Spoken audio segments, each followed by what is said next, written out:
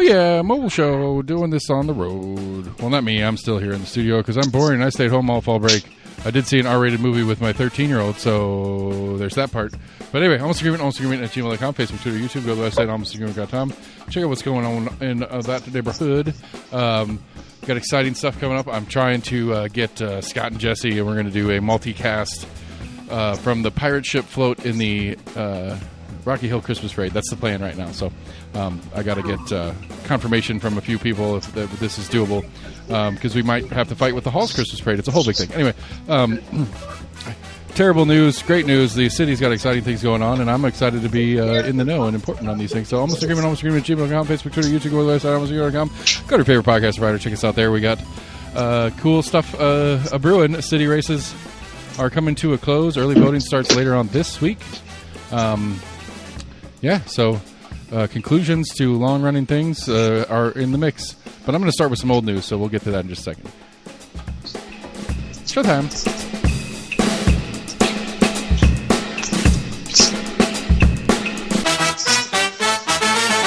I'm partaking in a Don Chewy's from the Ebony and Ivory Brewery located in North Central Street. Oh, zip it up, buddy. Sam, are you with me? I'm here. Okay. What'd you just zip up, buddy? My jacket. I feel like chilly. I might be in your pants right now. Like you put me in your pants and zip me up. So if you guys haven't figured out, Sam's on the road. He's out visiting with some family and doing some stuff like that, making sure his folks are good on the long road to Ohio. I'm guessing. I don't remember what you told me. Is it Ohio? Yeah. You up there looking at your plot of land that you're going to move to? Not yet. Hopefully we'll make it out there. That's on the agenda. Well, you are required to have good high-speed internet so that we can continue the show remotely moving forward. Although it's going to be weird if you're in Ohio and I'm talking to you about Knoxville BS. So, anyway, post-show last week. Actually, I think after you got home, I texted you and forgot something I wanted to talk about last week. Do you remember what that was? I'm blanking on it at the moment. The charges were dropped against the pro-Palestinian demonstrators arrested at UT. That's right. A couple of years back. Yassine and others. Right, which was really, to me, appropriately so, I guess. I mean, I don't know. It was a misdemeanor offense of basically trespassing on University of Tennessee property is essentially what it was. And so, whether it gets dismissed or not, it's kind of irrelevant. It's kind of it seems like it was theoretically it's an appropriate charge, and that's fine or whatever. But I think the more important part and why I found it such a fun little tidbit of news that came out on Friday.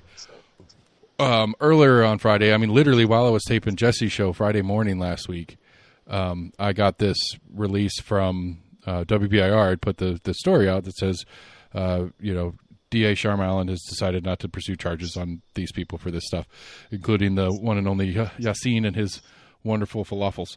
But while, like you said, that was a while ago. I guess it's been going through the courts, or I mean, it got to the point where it was shit or get off the pot, I guess, for the DA's office. So they had to do something, and so they decided nothing was the correct thing for them to do. But so while I'm I'm in the middle of recording Jesse's podcast. One of the things Jesse's talking about on his podcast is this Tennessee State University issue that had popped up earlier in the week or the week prior to that. Oh, that's right, yeah. Where I can't remember what these guys were called, the Fearless Debaters or something like that. Some kind of young Charlie Kirk wannabes trying to fill in that void in the internet space. Just showed up. I don't even think they were doing that. Yeah, I think they were just trying to stir up commotion. No, I mean it was literally for their channel. It was for they were creating content in doing so. That was the point. Right, but I don't think the article I read about it didn't seem like they were really doing it in good faith. It sounded like they went there to kind of cause a scene. I mean, I think that's yes, and it was perceived by the students as much as well. I mean, that is pretty much right. That is their shtick, and they didn't do it with the proper channels and in getting the permits or whatever that's required. Which I have interesting issues. I don't know, it's weird. They're not students there.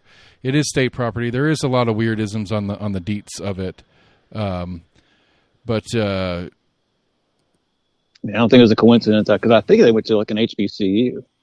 Yeah, Tennessee State is an HBCU. It's the only Tennessee state-funded school that gets Tennessee tax dollars. It's in Nashville proper. It was founded in 1912 as an ag and industrial normal school for Negroes is the original title for that. It's a small 5,300 student campus. Black students are about 75% of the current population, blah, blah, blah.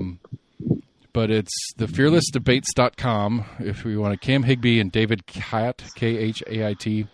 Anyway, they show up. They did basically some controversial statement, prove me wrong thing, where they put the sign on their little desk and basically invited people to argue with them about whatever their point was, which is, it's not a good faith. I mean, it's not a bad faith setup theoretically, in that you're trying to spark debate and blah blah blah and this, that, and the other.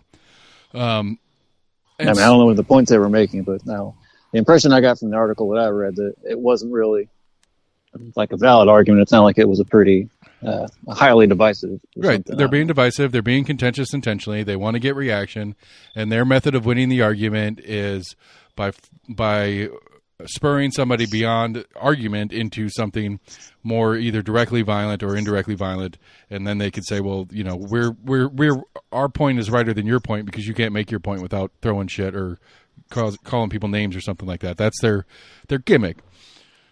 And it is a gimmick, or it's their personality's real, whatever. It doesn't really matter.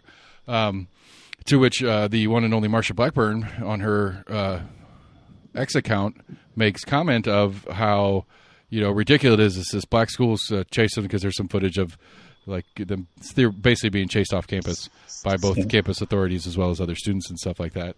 And it's like, we need to bring back, the cornerstone for higher education is, open debate and communication and this stuff and stuff like that. And so as this story is getting big, because it's not a small story in and of itself, and then Marsha decides she needs to chime in on, as that's happening, the district attorney in her state in Knoxville is letting a bunch of people go from who were trying to exercise their free speech rights on a campus and were chased off by the police. Which I guarantee you, I'm sure if somebody wants to dig back into Marsha's whatever, she's going to say that you're going to find something on her X account about the time that these protests were going on here in Knoxville, on how that's not appropriate behavior on campus. You need to get rid of these loony leftists, making a ruckus for ruckus sake and not, whatever. And so it just was one of those that pointed out the hypocrisy of people like Marsha Blackburn in real time to me. It was a very interesting timing thing. Well, if I remember correctly, I want to say the one at UT, they had approved space across the street from where they were at, but they ended up going to an area that they didn't have a permit for or something. Or right. Well, it wasn't a permit They were wanting to leave, but then they didn't leave. Right, and there was a clock on it. It had to leave by a certain time, and they didn't, it was literally you guys have to be out of here by 10 o'clock. Yeah. And they were like, no, we're not going until we're done. And they're like, well, at 10 o'clock, we're going to start arresting people. And then at 9:55, the cops started coming out there, and they were like, no, we're good. Which, again, not in good faith per se. Part of there is a portion of protesters in that sense that want to get arrested because that gets them the attention, right?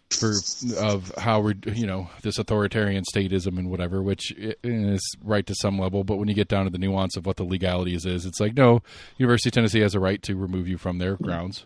We gave you your time and space, you kind of right. You're on the edge of exceeding that time and space that we've allowed you. Right, and as did the Tennessee State University, they have a process that you can get a permit to do a thing on campus or whatever like that. Students have a right to do a few things on campus and stuff like that. Sound like they showed up. These were not students, I don't know. And they did not get permits or do any of the appropriate things to set up the event they were trying to do. So they're very similar on other sides of the standard political aisle is what the two protests were. And yet our Marsha Blackburn is this university shouldn't be doing this, chasing free speech and debate off campus, while she's guaranteed. I presume, I don't know this for a fact, I should have checked, I guess, before I spoke, but I'm pretty sure she was pretty happy that people were getting arrested on UT's campus for protesting the Gaza war issue. Yeah. And so I wanted to just touch on that for a second, because I think maybe if you go a little deeper into it, I don't think Marsha, calling her a hypocrite doesn't land, because I don't think she thinks she is. And I don't think that's I think the right now, the more MAGA right now doesn't see themselves as hypocrites when they do stuff like this. They see themselves as, no, there is a group of people that we agree should and shouldn't have, and so they don't see it as a hypocritical statement because they don't necessarily believe in equality under the law. I mean, I've heard from some where they kind of take like the pro-Palestine kind of mentality or kind of like argument as automatically being pro-Hamas and anti-Israelis. Right, and if It's you're like, no, we can support the Palestinian people and be against the Israeli government and not have to like lump all these camps together. Right, like it's kind of automatically being it's like, well, you hate Israelis. It's like, no, like we're against what the Israeli government is doing. That's right, not like that we're against the Israeli people. I like the United States military members. I just don't like the leadership and the shit that they make them do. Yeah. I think that it's a singular thought. I can say I'm not a terrorist. I'm not anti-American if I don't like us starting wars and going and sending our kids all over the world to fight and die for things that I don't understand and can't figure out a logical reason to. It doesn't mean I'm unpatriotic or un-American. I just don't agree with the leadership. But like the guy that went and came back and is trying to live his life, I have no ill will towards that man. And that's a different the leadership and the individual are not the same thing. Be such a snowflake. I know. I'm a super snowflake. So the big news of the big news today, last night, this morning, is the one and only Savannah Bananas are playing 2 nights in Knoxville coming in May. I saw that they were playing Neyland. My parents were telling me about it. I was surprised. I was like, "Are you sure Neyland?" And they're like, "Yeah." They're doing both. Are they doing the new stadium and Neyland? They're playing the 21st at Covenant, and then they're playing the 23rd at Neyland. Yeah, they were saying. I didn't realize they had. I didn't realize they were filling that big of stands or whatever for the matches. Or the games. That's a big. That should be one of the biggest ever in Neyland. I mean, they did Clemson's football stadium this past season. Wow! And it was the first in their stadium series. And so, I just assumed they were at like AA parks and stuff. Yeah, no, apparently the Covenant Health Park and then Nebraska. So like Lincoln, Nebraska, where University of Nebraska is located. Is on their announcement for all their stuff they're doing next year. Knoxville and Lincoln, Nebraska are the only ones that they're playing in minor league parks, and it's not even clear if Lincoln is a minor league park because there is a minor league team in Lincoln, but also the Lincoln or the University of Nebraska baseball, they share a stadium with a minor league team in town, so we're not sure who owns the stadium as far as discussion sake goes. Yeah. We don't know if they have a separate park like we have Lindsey Nelson and Covenant here in Knoxville. But so they're playing in the baseball stadium in Lincoln, and then they're playing in whatever Lincoln's football field is for University of Nebraska. But then the rest of this tour is all major league stadiums and other, like they're playing at UNC's football stadium. They're going to Oregon and playing in Oregon's football stadium. And so they're doing Tallahassee and playing at Florida State in their football stadium. So it's a bunch of football stadiums, Major League Baseball stadiums, and only 2 non-professional baseball stadiums. Well, non-top-tier professional baseball stadiums, and that's in Knoxville and Lincoln. Wow. And so, I mean, it's interesting. It's cool. But what's I guess to me, what's super exciting and also super annoying, but it's going to work out, and I'll get over it. It was a big kick in the nuts to me. The other announcement that came out this week, Neyland has a Luke Combs coming and playing on May 2nd. Yeah, I saw that. I was about to say it was a country star that announced they were playing Neyland. And so we're going to have a concert and this banana ball thing both in May. We're going to have 2 events in Neyland in May.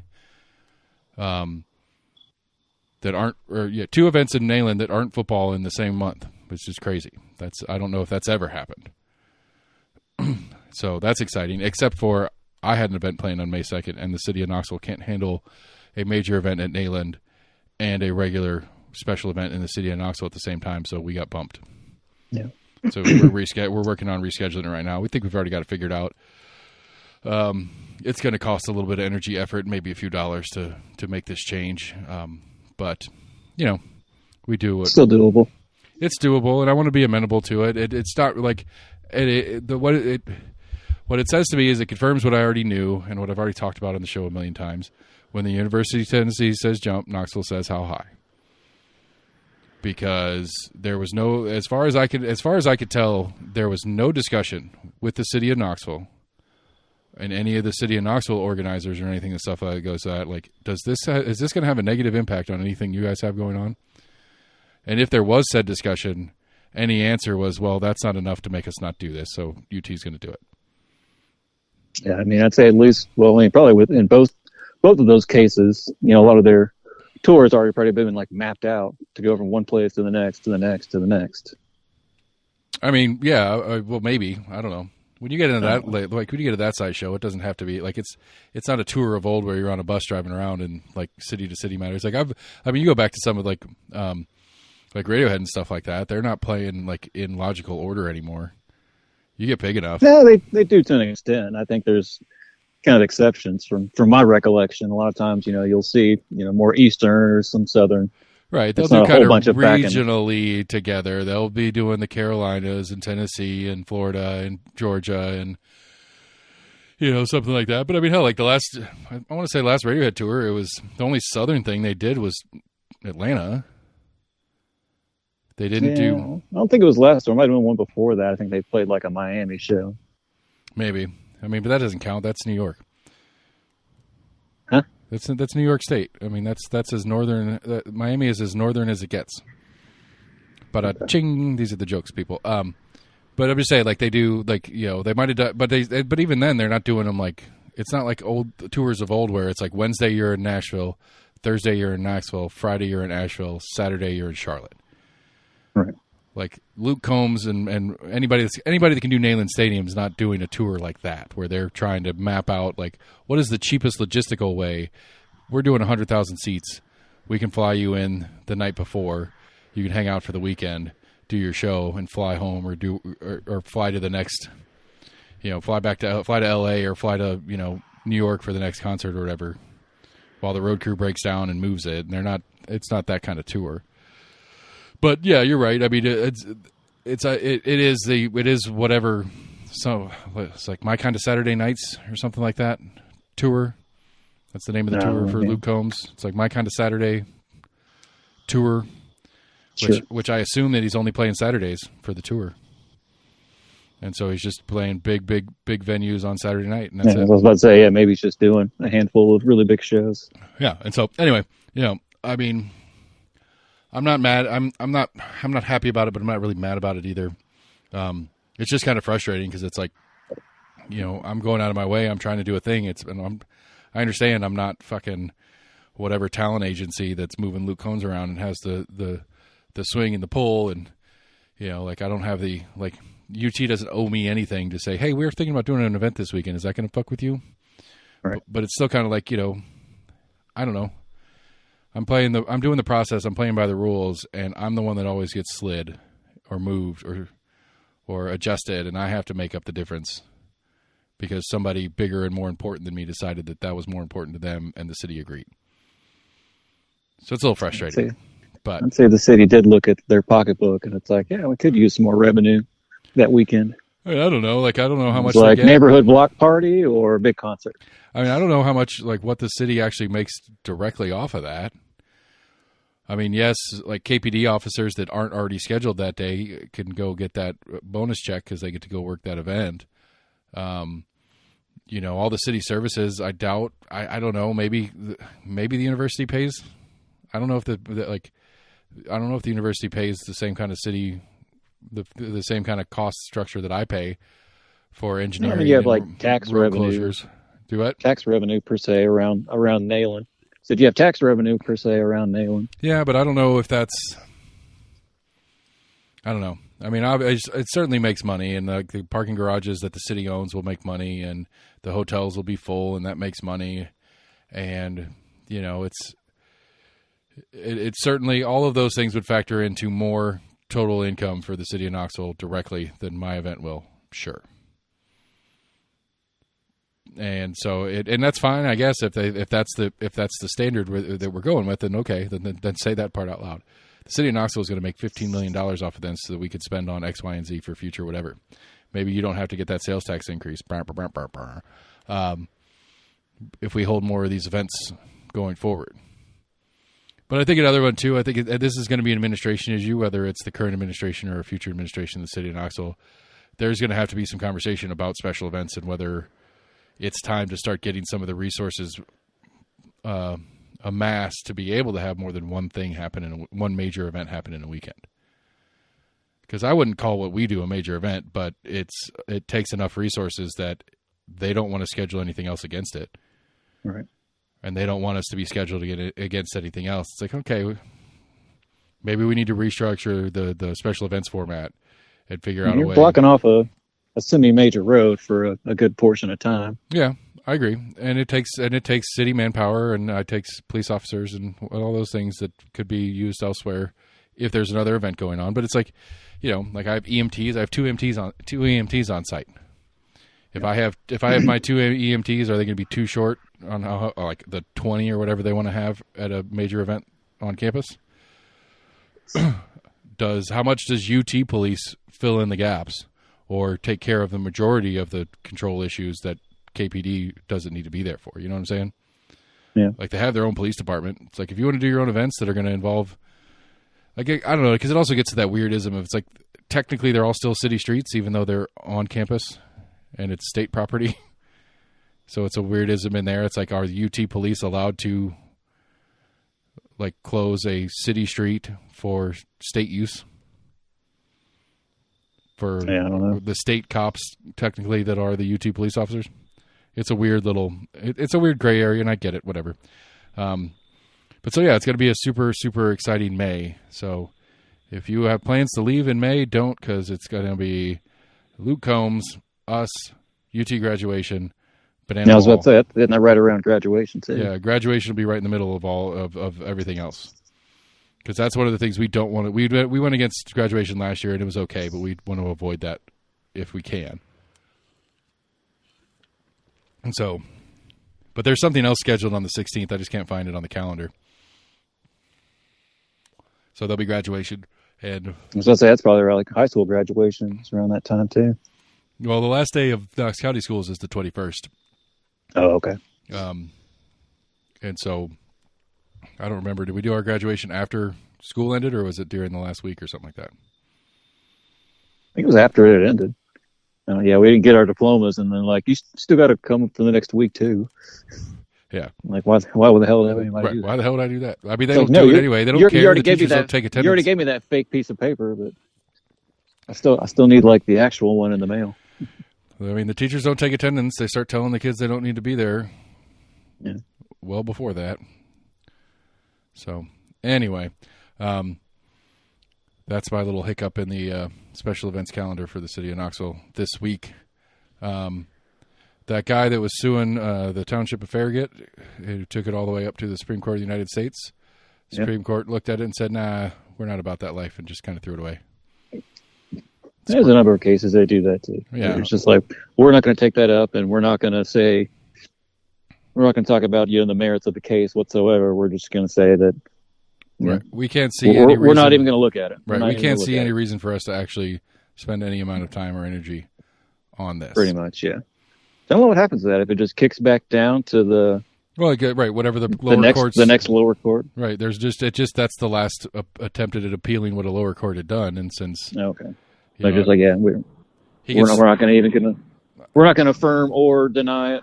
Right, we're just going to say, hey, the other one's just going to last. Whatever previous ruling is in effect. Right, and so I think they just it just kind of sits there, and he would have to, if he wants to continue it, he just starts over. Because it doesn't put it in any sense where he can't re-bring the suit. It's just, presumably he would understand that if I re-bring the suit, I already went through all levels possible of the courts and they told me no. Right. Maybe I shouldn't. At least better come back with some more stuff. Right. Right. Something else needs to be in play here for us. To stay on the entertainment side of news, sometime before the end of this year, the new ABC, CBS television show, 911 Nashville, will be filming an episode here in Knoxville. I saw that. I think the season premiere was tonight. I think my family had it on. I was wondering. I assumed it probably wasn't their first episode because I think they just mentioned that they had been filming in Knoxville. So I'm assuming it's some kind of upcoming episode. Yes, I believe. Right, right. They're not filming it till November. Oh, I thought maybe I thought they'd already had been or something. No, they haven't. They've announced that sometime in November they'll be here shooting. I wonder if they're still going to try to portray it as Nashville, or no, it's supposed to to be be a little side journey. Right, it's supposed to be like what little bit they've released about it is it's supposed to be that Knoxville, quote unquote, is a character in that episode, and so presumably it's got to be something that they're out of the jurisdiction. Well, it'd have to be something that there would have to be a major event in Knoxville. Yeah, I was about that to would say bring firefighters to a natural EMT. disaster. Like, right. Oh, we got to call in the Nashville boys. We got to call in the big city. Right. So I'll see if I can't get a hold of Chief Noel and maybe the fire chief and talk to him about how they're going to be portrayed as incapable of handling their own shit. But so I don't know. It's kind of neat that it's happening. I guess I'm assuming there'll be a Sunsphere reference at least once. Hopefully they'll make a Wigs in the Sunsphere reference and throw it all the way back to the 1990 whatever episode of The Simpsons. Yeah, maybe. I doubt it. I doubt they'll make that joke. The Sunsphere will be in it. I guarantee it. Whether it's just probably in it. Whether it's just like a flyby or they're driving through whether it's that Clinch Avenue or whatever through the World's Fair site or whatever, and they're hanging on the side of the fire truck and the Sunsphere's in the backdrop. But we'll see. Whatever. It's interesting. Apparently, from some trade magazine inside the film production world, Knoxville was voted top 10 in the country of cities to do live work in film production. And so I'm thinking Simpsons reference. October Sky was filmed down in Sevierville. No, I don't think it's Sevierville. I think it was some other small town, but I don't remember exactly. But then, there was some B movie. I want to say in the past couple years, there was some B movie that did some shots down in Market Square of some big star. I don't remember who it was. Yeah, no, I mean, there's I think it's Mercury is the name of the company. It's a film production company, and they do a bunch of stuff for. It's like a real crime show, and they do a bunch of reenactment. They have when they're doing reenactments of the story or whatever the murder story they're telling is. Right. That they shoot it here locally. We actually we made $700 for a day or for half a day that they filmed in the bar. So we're on their potential set list for places to do settings for their show or for that production company or whatever it is. They hit us up every once in a while. It's fun. But let's see. So. Supreme Court guy in Farragut, charges dropped, talked about that. The Smokies are figuring out how to stay open. Have you read any more on that? Yeah, I didn't see where the funding was coming on, but they either rustled up some money or figured out some way to keep it open. Well, Friends of the Smokies, which is a nonprofit org or whatever, they're paying. They pitched in some the Northern Band of the Cherokee Nation, or I think is what it was. They ponied up some dough. A couple of different nonprofit groups. Which is cool, especially right now because this is the most touristed time in the Great Smoky Mountains. So all that economic impact that has is a net positive. But I think also, our fall colors haven't really changed yet. But that's usually what they come in for, right? Which it's is about that time, but it's It's happening, and when you get up to elevation, it's already starting to happen. Yeah. But this is still October, November are the most economically beneficial times for the park itself. Whether Sevierville and Gatlinburg and Pigeon Forge, with all the tourist trap stuff, are getting the same thing. But cabin rentals and all the Airbnbs and all that kind of stuff down there, it's just a big time of year for them. And not having the park open would have been a hurt on some of those businesses. But they're able to do that. I mean, well, I don't know, maybe it's my pessimistic mind. To me, it says, Trump's going to say, okay, well, we don't need to fund that. They can fund it themselves.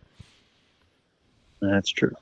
It's well, why is the federal government paying for us when these private orgs are going to pay for it? Why should we pay for it? We'll see. I know he's floated the idea of not doing back pay, which has irked a good number of people. I mean, I don't understand how you could legally make this this necessity job thing where you make people come, but you're still not paying them. Promise a back pay or not. Like, what do you mean I have to come to work knowing you're not going to pay me, but you might pay me eventually once you get this shit figured out? Right. Like, I feel like that should be, like, that should be criminal. Like, I feel like that is criminal. Like, I couldn't do that to an employee of mine. Yes, you have to come to work today. I'm not going to pay you. But here in a couple of weeks when, I don't know. Yeah, I saw an article about, I guess, like the next paycheck for like armed services was supposed to be in the next like couple weeks or so. I mean, that is probably the Achilles heel for the right's commitment to keeping this shutdown in play. Well, I think it was some interview. I don't know what it was on, but it was like some call-in show. But they had a House Speaker on, and there was a woman whose husband was serving, and her kids are like have like some high dollar medical needs, and he was pretty much just like, well, it's the Democrats' fault. She's like, you can end this right now. She's like, you could propose something that at least funds the military or whatever, or make sure the military gets paid or whatever. And he was just like, oh well, even if we pass something, Chuck Schumer he's not gonna pass it. Right. And it's like, well, then make them look bad by doing that. Be like, hey, we just passed this, that at least funds the military for a set period of time. Then make them look bad instead of just being like, oh, blame the other side. Right. It's not our fault. No, I mean, I agree with you. I mean, that's 100% true. But yeah, now it's just a big blame game. Yeah, and that's what they always are, and it's usually the White House that gets whatever's in the White House gets the bulk of the blame. But in Teflon Don's case, he could figure out how to make it somebody else's fault. It's usually, I think one of the last polls I saw, it wasn't by much, but more people were blaming the Republicans just because they do control both houses per se. Right, but not by enough to make it filibuster proof. But I don't know, like that would have been interesting if they got. I mean, well, what you had Rand Paul and really Marjorie Taylor Greene, right? She come out of the woodwork and been supporting like some of the healthcare stuff, and there was some other kind of like divisive issue that has kind of put her at odds with some of her party. Funding Israel. Is that what it was? Yeah, okay. she's been pretty she's been outside of the norm of the Republicans, especially the not Tea Party, the what are they called? I just blanked out on that. Freedom Caucus. Yeah, the Freedom Caucus, because she's lost her membership to that too in recent months or whatever. But like the Freedom Caucus, which is funny because she's got kicked out of the Freedom Caucus because she's still being a hawk on spending, where they've kind of we don't want to spend money on anything except we're still going to spend money on Israel. And she's like, I thought we said we weren't spending money on anything, and that's where she got in trouble because she actually meant it when she said we don't need to spend any money. But anyway, I don't know, the shutdown continues to loom, and I don't even know what, I don't know. I mean, I'm lucky enough to not have to worry about the direct effects because I don't work for the government, so that's good, I guess. Less government bodies trying to call you for anything. Right. I did get a text today from with some survey. Maybe we'll do it here in a second together because I didn't. It's Mandy with American Home Design. No, they're trying to sell me something. ID, no. Where did it go? I did. Where'd it go? Oh, come on. Don't you die. Okay, it's from Trump.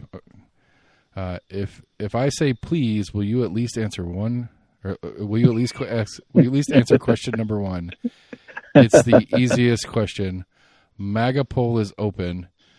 It's fax2.com/M99I5S. You love America, please say yes. So I will open that here in a few ticks, and we can do that together. Knoxville College is still a mess.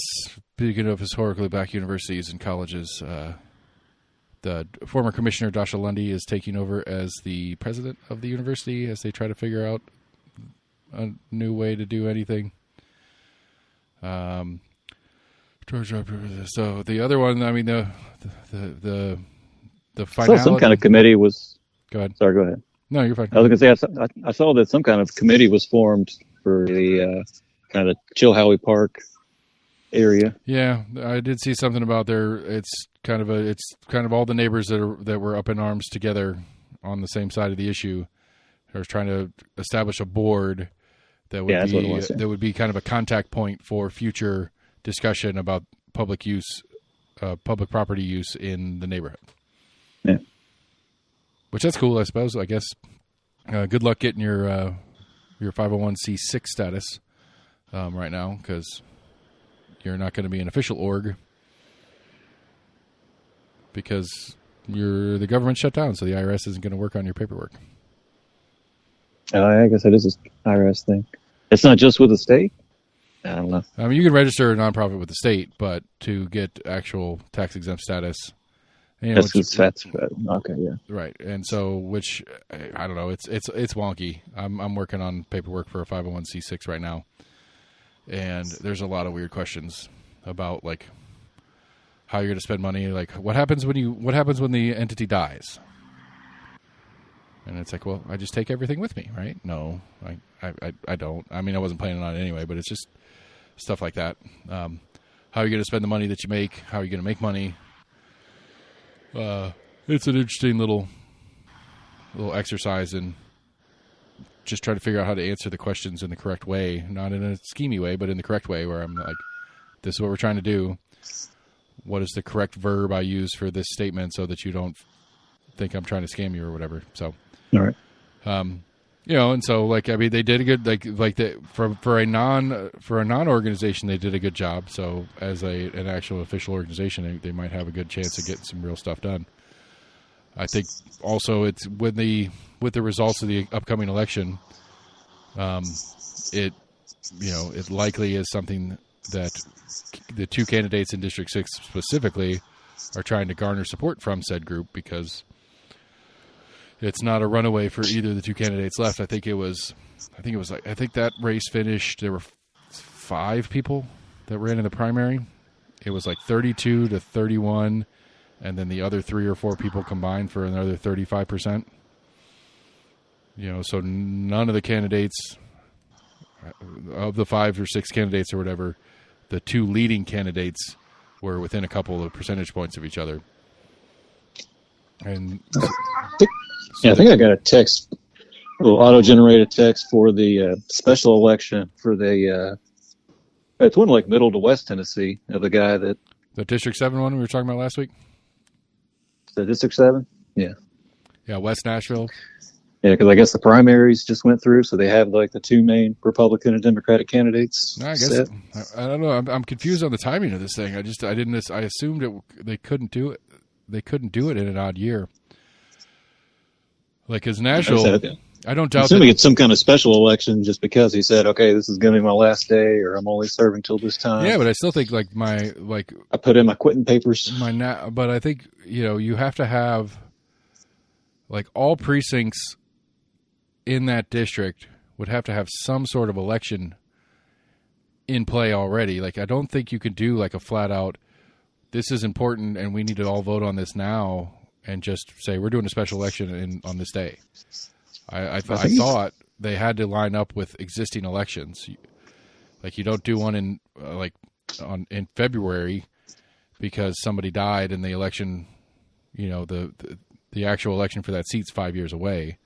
I thought it would be one of those. It'd have to be against a real, an otherwise functioning election. I'm assuming that was set up. My guess is it's set up just for expense, like, the election commissions of all those precincts having to spend all that money and energy to set up and do an election.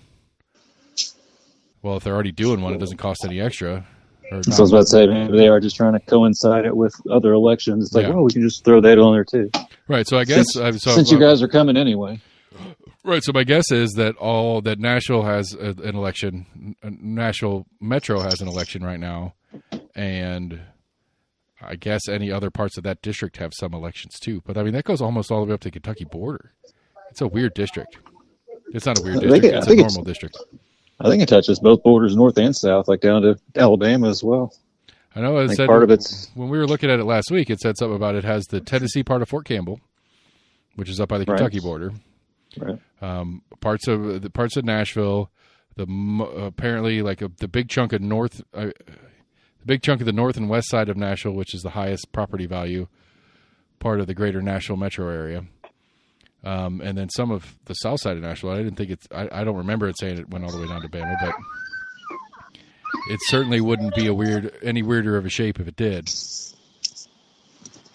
because it's a super mix of rural and urban and suburban and whatever, for gerrymandering purposes, like they do. But you got a text for that? That's weird. How did you get on that checklist? I guess I'm on some kind of Democratic thing because I get a bunch of random ones like, "Hey, this is Gavin Newsom." Hey, Gavin, what's happening?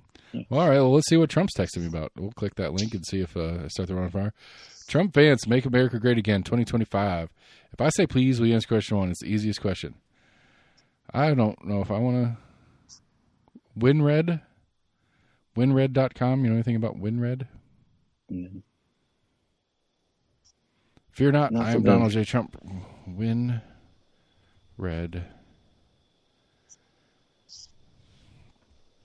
I think some of the ones I was getting was like Act Blue, maybe. I think I looked it up, and it was some kind of like Democratic pact or whatever, Democratic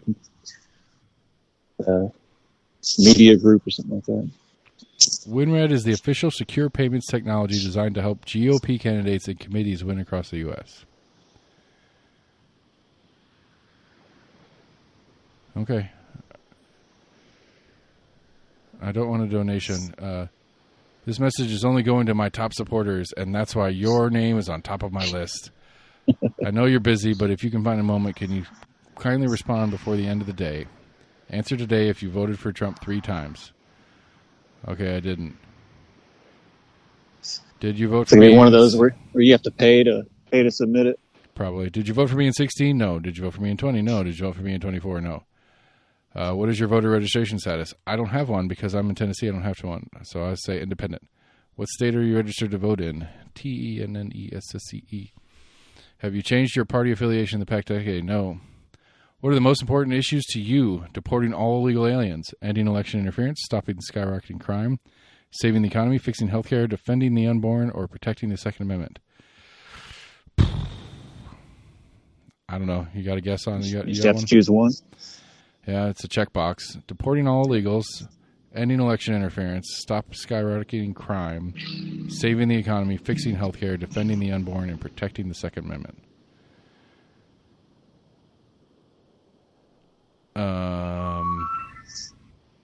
Saving the economy, I guess. Do you support putting America first? Yes, MAGA. No. I mean, yes, I support putting America first, but I would argue that MAGA's not doing a very good job. Yeah, it is. I have to click a donation amount to submit. Gotcha.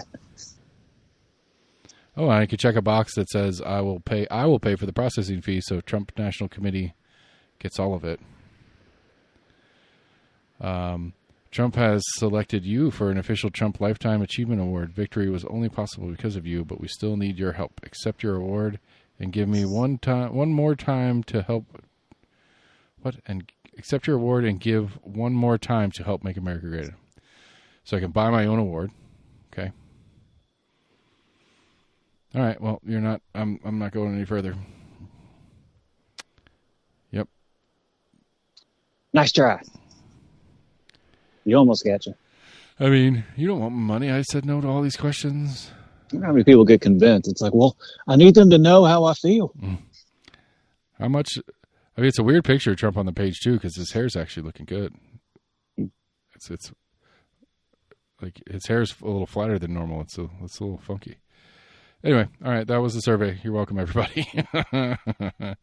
That was awful. Did you see Pearson announced he was going to primary? I guess we do have a Democratic congressperson out in like West Tennessee. think Cohen maybe is his last name. I don't know. Good. Do it. Get after him. I think it made federal news about he's one of the Tennessee Three or whatever. Look, I mean, the dumbest thing that the Tennessee Republicans ever did was kick him out. Yeah. It made all three of them like national. You think they would have known that, like, hey, like they're going to get voted right back in. Well, right, that, and it just gave them a bunch of attention. But I guess when you're as confident in your place in the state as you are, and rightfully I was about to say they know they've got both chambers on a lockdown. It's like, fine, whatever. They still got to look good for, kicking them out for whatever. Right. Being uncouth and on the House floor. Right. Causing a ruckus. Oh, we got people throwing punches and pantsing basketball referees and whatever. Yeah. Bunch of schmucks. All of them. The Democrats do, but, I don't think we mentioned it. I think they've both been sentenced. The former House Speaker and his former aide. I want to say they took out a couple charges, but they were still, looking at, not an insignificant amount of time possible in jail. Yeah, I remember you. I mean, I do remember seeing something about it. I haven't really followed it, other than you bringing it to my attention. And I saw one headline that sentencing had come down, or sentencing was getting prepared to come down. There was one that it got delayed for a week or so. It was supposed to be on a Friday, and they're like, okay, we're going to make a ruling Tuesday or something like that. I don't know. Can the governor pardon? I think they are state charges, so maybe. I'm not sure. I bet they could. I'm not saying he will or won't. I'm just saying could. But yeah, I don't know. Back to the city thing. Early voting starts this week. So for a shameless plug for my friend, CompassKnox.com will have all their election coverage outside the paywall, I think, starting on Wednesday as elections early voting starts. The Knox Expo Center will not be starting on time. They have an event already scheduled, so they're not going to have the Knox Expo Center early voting location open until Monday of next week. So they'll miss the first 4 days. Yeah, I thought I saw a story about registration being down on average or something like that. I don't know. Tell me more. I don't remember exactly. It basically sounded like, I guess, compared to previous, years, they've had a lower amount of people, I guess, new people registering or people re-registering. Yeah, I don't know. It's good question. So I'm assuming we're like most states to where if you miss so many elections, you're kind of taken off the voter roll. Yeah. Until you re-register again. The purge, the great purges, as they talk about. Yeah, I don't. I mean, I haven't heard that. I wouldn't be surprised. I mean, with voter participation being as bad as it is, especially locally, right. That and I think realistically, I think in 2020, lead up to 2020 and lead up to 2024, I think we had a surge in voter participation because of Trump. Whether it was pro or anti is kind of irrelevant to the statement. Right. And so, you got a bunch of people in 2020 that got their registration, and so that skewed up the average. And so it looks bad when, 2023, early 2024, a bunch of people are registering because they want to make sure they vote for or against Trump. And so then the next year when it's like, well, why, it's a city election. I don't even know who was what and what these people do. So registration's down. Seems logical against previous years when we had such a major set of elections prior, just for the numbers game. So doesn't surprise me per se, but it will be interesting. I mean, it will be interesting. There's I think District 3 is probably going to go to a Republican, even though it's a nonpartisan race. And so we will have a openly right-leaning individual on the city council for the first time in a hot minute, which I think is correct. I think District 3 is a right-leaning district. Because even that, even you take the primary in that, and I can't remember the names right now, but it was 3 Republicans and a Democrat in the primary. one Republican and a Democrat went through, and the one Republican that went through had the most percentage of the vote anyway. And so likely all the people that voted for the other two Republicans are probably going to shift to the Republican that made it past the primary. Yeah. Where it's what is it? It's a plumber. Damn it. The Republican's one of the big plumbing companies in town. It's the guy who's whatever plumbing. And then the Filler? and then the left leaning candidate that's running is another small businessman who sells ammo, which is a weird dichotomy, I suppose, when you have a progressive or at least liberal minded individual who lives and dies by the Second Amendment. There's all kinds. Everyone tries to kind of assume just because you're one party affiliation that you automatically think this way or that way. Yeah, it is. But I mean, I think I don't know.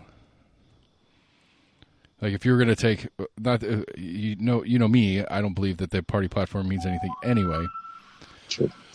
But if it did, what do you think? What would be the left's kind of top issue, top 2 or 3 issues? I think gun control would be in the top 3 to 5 of any left-leaning person's agenda. I think it's kind of part of it. Just because you're for gun control doesn't mean you're opposed to the Second Amendment. I agree. I oversimplified with my original statement. No, I'm saying that's kind of like a general consensus. It's like, oh, you want gun control, you don't support the Second Amendment. It's like, no, I don't support that interpretation of the Second Amendment, that it is, a blank check or whatever. Right. But so I don't know. Now that I've just said it out loud, I'm curious. Like, if what would you ballpark that the top 3 issues for Democrats are? Ooh. I think as of late, I think there has been a push for either keeping or trying to expand parts of the Affordable Care Act. Okay.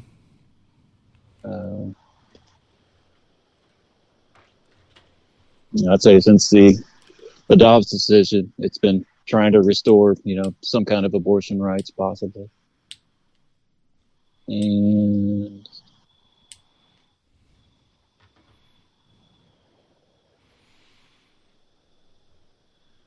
I mean, I'll let you cheat. Maybe expanding Medicaid. I was going to say I was going to let you cheat and put the first 2 together under healthcare, but the third one would be under healthcare too. Right.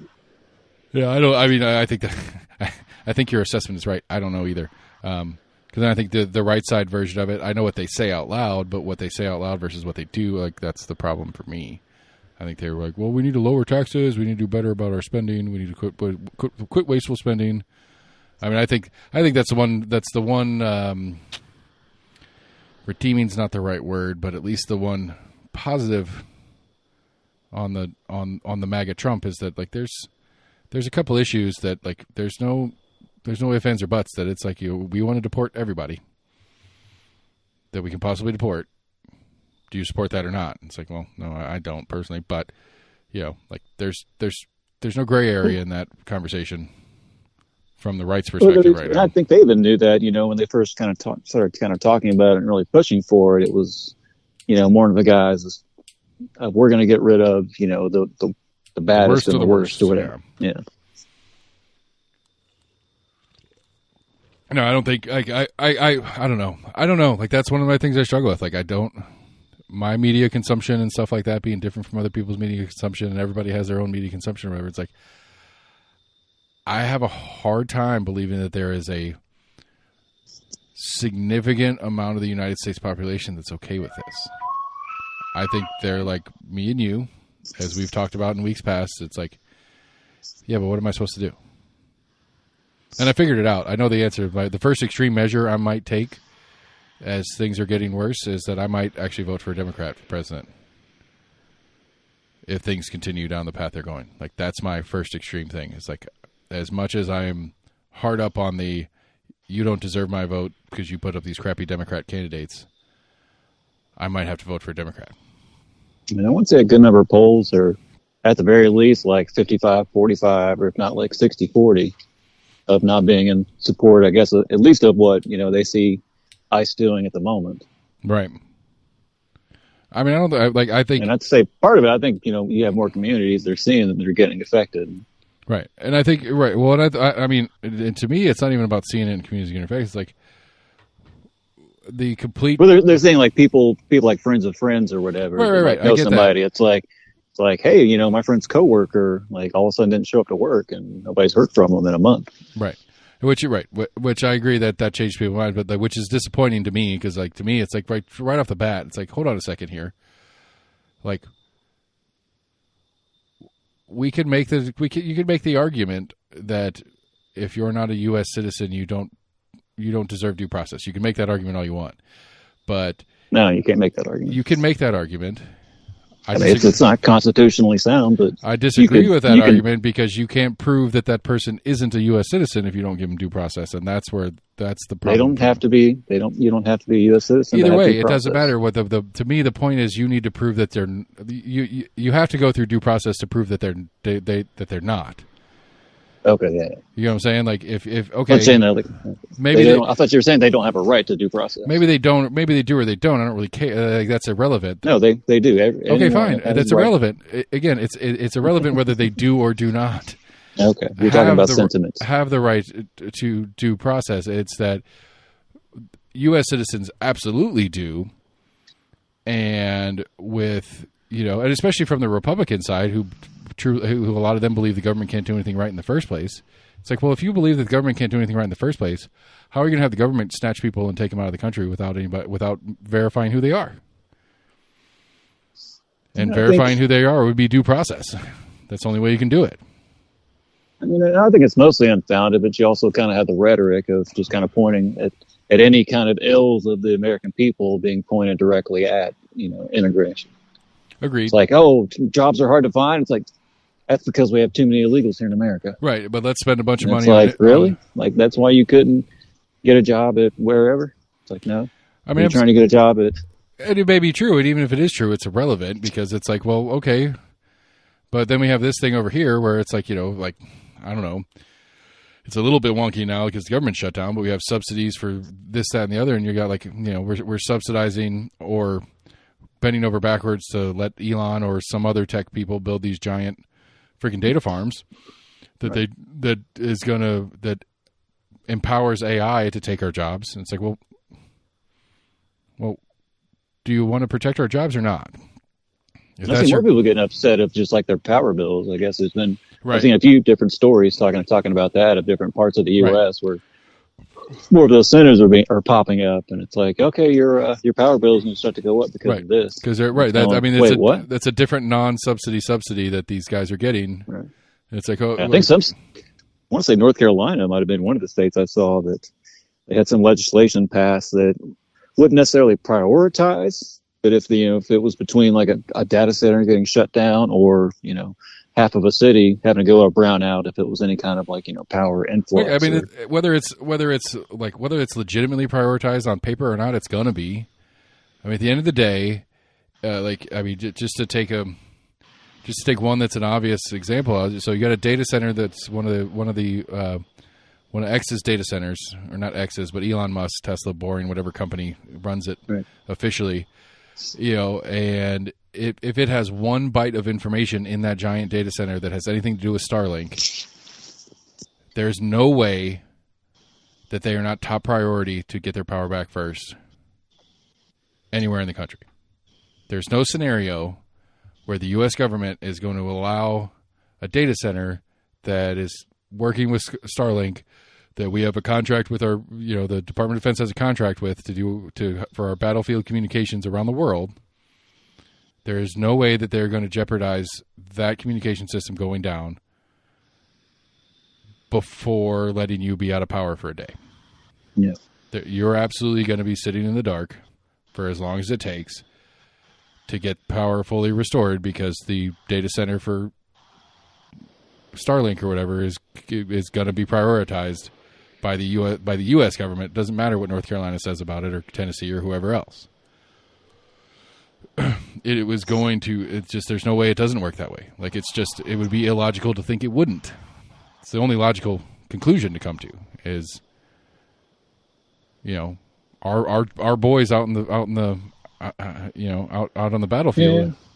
Right, but I wonder how many data centers percentage-wise are more of could be under that umbrella of national security versus just. But I mean, who any of the running some kind of AI platform or whatever. Any of the data center, any of the companies that are going to have these big data centers are I guarantee you have a military contract, and they'll at least argue that some of the military use comes out of that data center.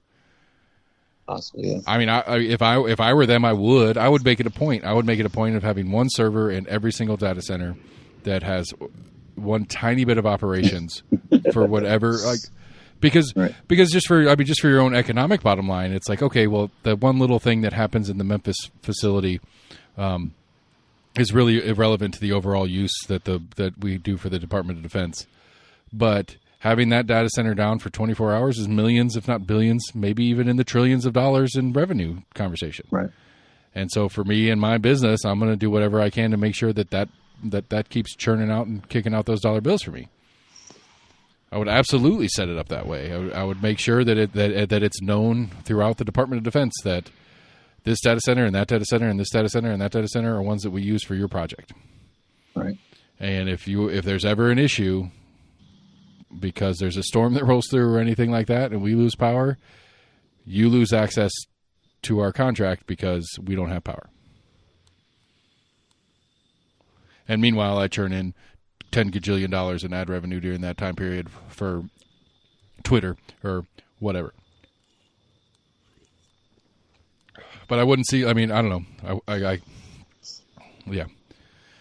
This AI stuff, data center stuff, it's scary. Because in the outro last week, I remember the different stuff about the Fat Generals meeting, where a bunch of AI got churned out of the one picture that got released of all these generals in the room.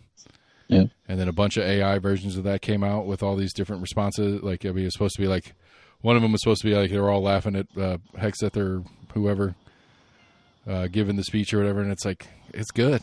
That's I wouldn't. If I hadn't seen the original, I might believe that was a real picture. Oh yeah.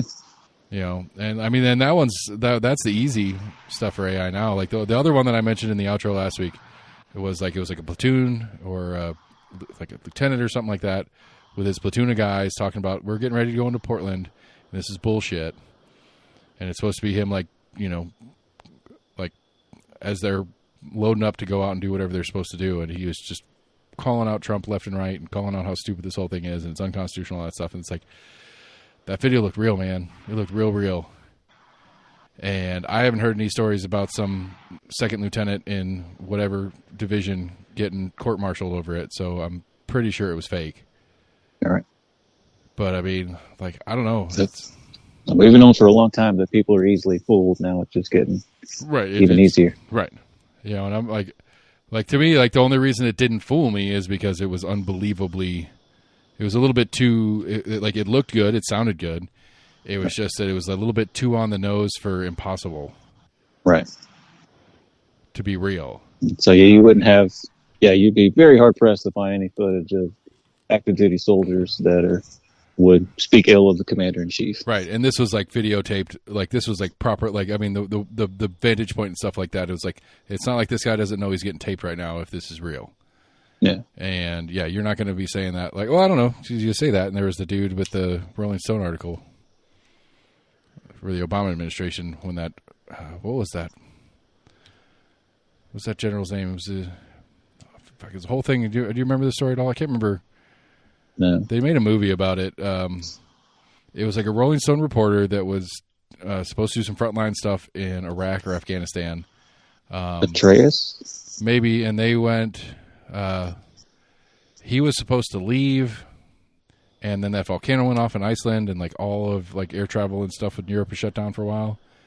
And so this reporter was just they were all kind of stuck together for a while, and he was just hanging out, killing time, waiting for his ability to travel again. And, everybody kind of forgot that this was a reporter in the room, and it was Petraeus or one of the big generals in the time, basically said some terrible shit about Obama and Obama being an idiot or something like that. And dude gets back and publishes his article in Rolling Stone.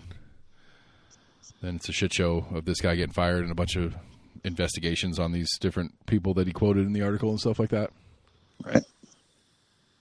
So maybe not. Maybe people just kind of forget.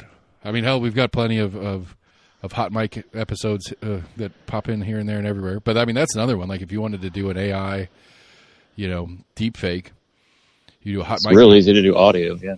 Right. It's super easy to do audio, and you do a hot mic one where it's like Rachel Maddow or whatever sitting at her desk talking to the production team, where it's not like a good video of her speaking directly into camera. It's like some side video, and you can get people to say anything. It's crazy. I mean, me and you at this point, if anybody wanted to, they could get us to say anything they want.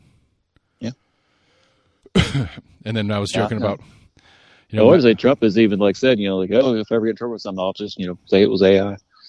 I mean, he can, and it's believable. It's plausible deniability. Yeah. Right. It's believable at this point because I don't know what we're supposed to do about it. Like it's right. just this cat's out of the bag, and there's no one. There was some weird story. I don't know if you saw this. Some weird story of a month or so ago of, I think it was like a trash bag getting thrown out of the White House, and there was some speculation on it. I did hear about that. That I want to say the video got actually verified by the White House that it was stuff getting thrown out. Right, and Trump or something came around later and said something about how that was AI. Have you ever seen those windows? Because those windows are bulletproof glass, and those windows don't open. Yeah, I don't know. Yeah, it's nuts. And reasonably. I want to say the original crazy story was Trump had died, and that was them throwing his body out the window or something crazy like that. That would be I mean, I remember because I think it was right around the time where it was a 4 or 5 day period that no one had heard from or seen Trump or anything, and everybody's this is weird. Normally we get a Truth Social from him at some point. What's going on? Right. This is a record time. Have not heard, seen, or truth at us. Right. What's going on? Yeah, I do remember hearing parts and pieces of that. But I mean, really, at this point anymore, I don't there's like you said, it's getting easier and easier for AI to do it. Right, and other than it's unbelievable, I can't prove it. I can't I can't honestly say that they did or did not throw a trash bag out the window at the White House. I mean, at this point, you're basically asking AI to prove AI wrong. Right. Which I have seen. There's been a bunch of push on asking AIs how much energy they use and how much I think it's water is the big question. How much water wastewater they produce. Yeah, that's another issue. As long as wastewater, but they take up a lot of fresh water in the effort to cool all the servers and whatnot. Right. Which I don't know. It's not like it's coming out dirty and it wouldn't go through a processing plant. And no, it costs money. Don't get me wrong, but yeah, I don't really know how that works. I don't know. Other than water that we've taken to space for astronauts that didn't come back because they dump their pee. I mean, they're recycling. Well, yeah, they're recycling their own stuff anyway. Right. I mean, there's that scene in Apollo 13, and I guess we should have seen it coming with Apollo 13 and Forrest Gump especially. We should have seen the evolution of deepfakes from that. True. That was good, 15 years ago at least. At least, yeah. 20. I mean, good God, what did that? I don't remember when it came out. Yeah. I'm gonna have to look that up. I think it's earlier than that. I think it's early. I think it's probably 2000. Yeah, probably. 1994. Might have been late. I was about to say it was probably late 90s. Yeah. Holy cow! 1994. That movie came out. Over 30 years old. Yeah, and I mean, Yeah, I want to say I saw a crazy article, and it was 1 in 5 teenagers has some kind of AI significant other. That doesn't surprise me. Not a significant other, but at least some kind of quote unquote kind of romantic entity that it's speaking with on a semi-normal basis. Yeah, it's scary. I would bet if my kid wasn't standing behind me right now, I bet you I could show him some clips. We watched Forrest Gump a couple of years ago. He might remember.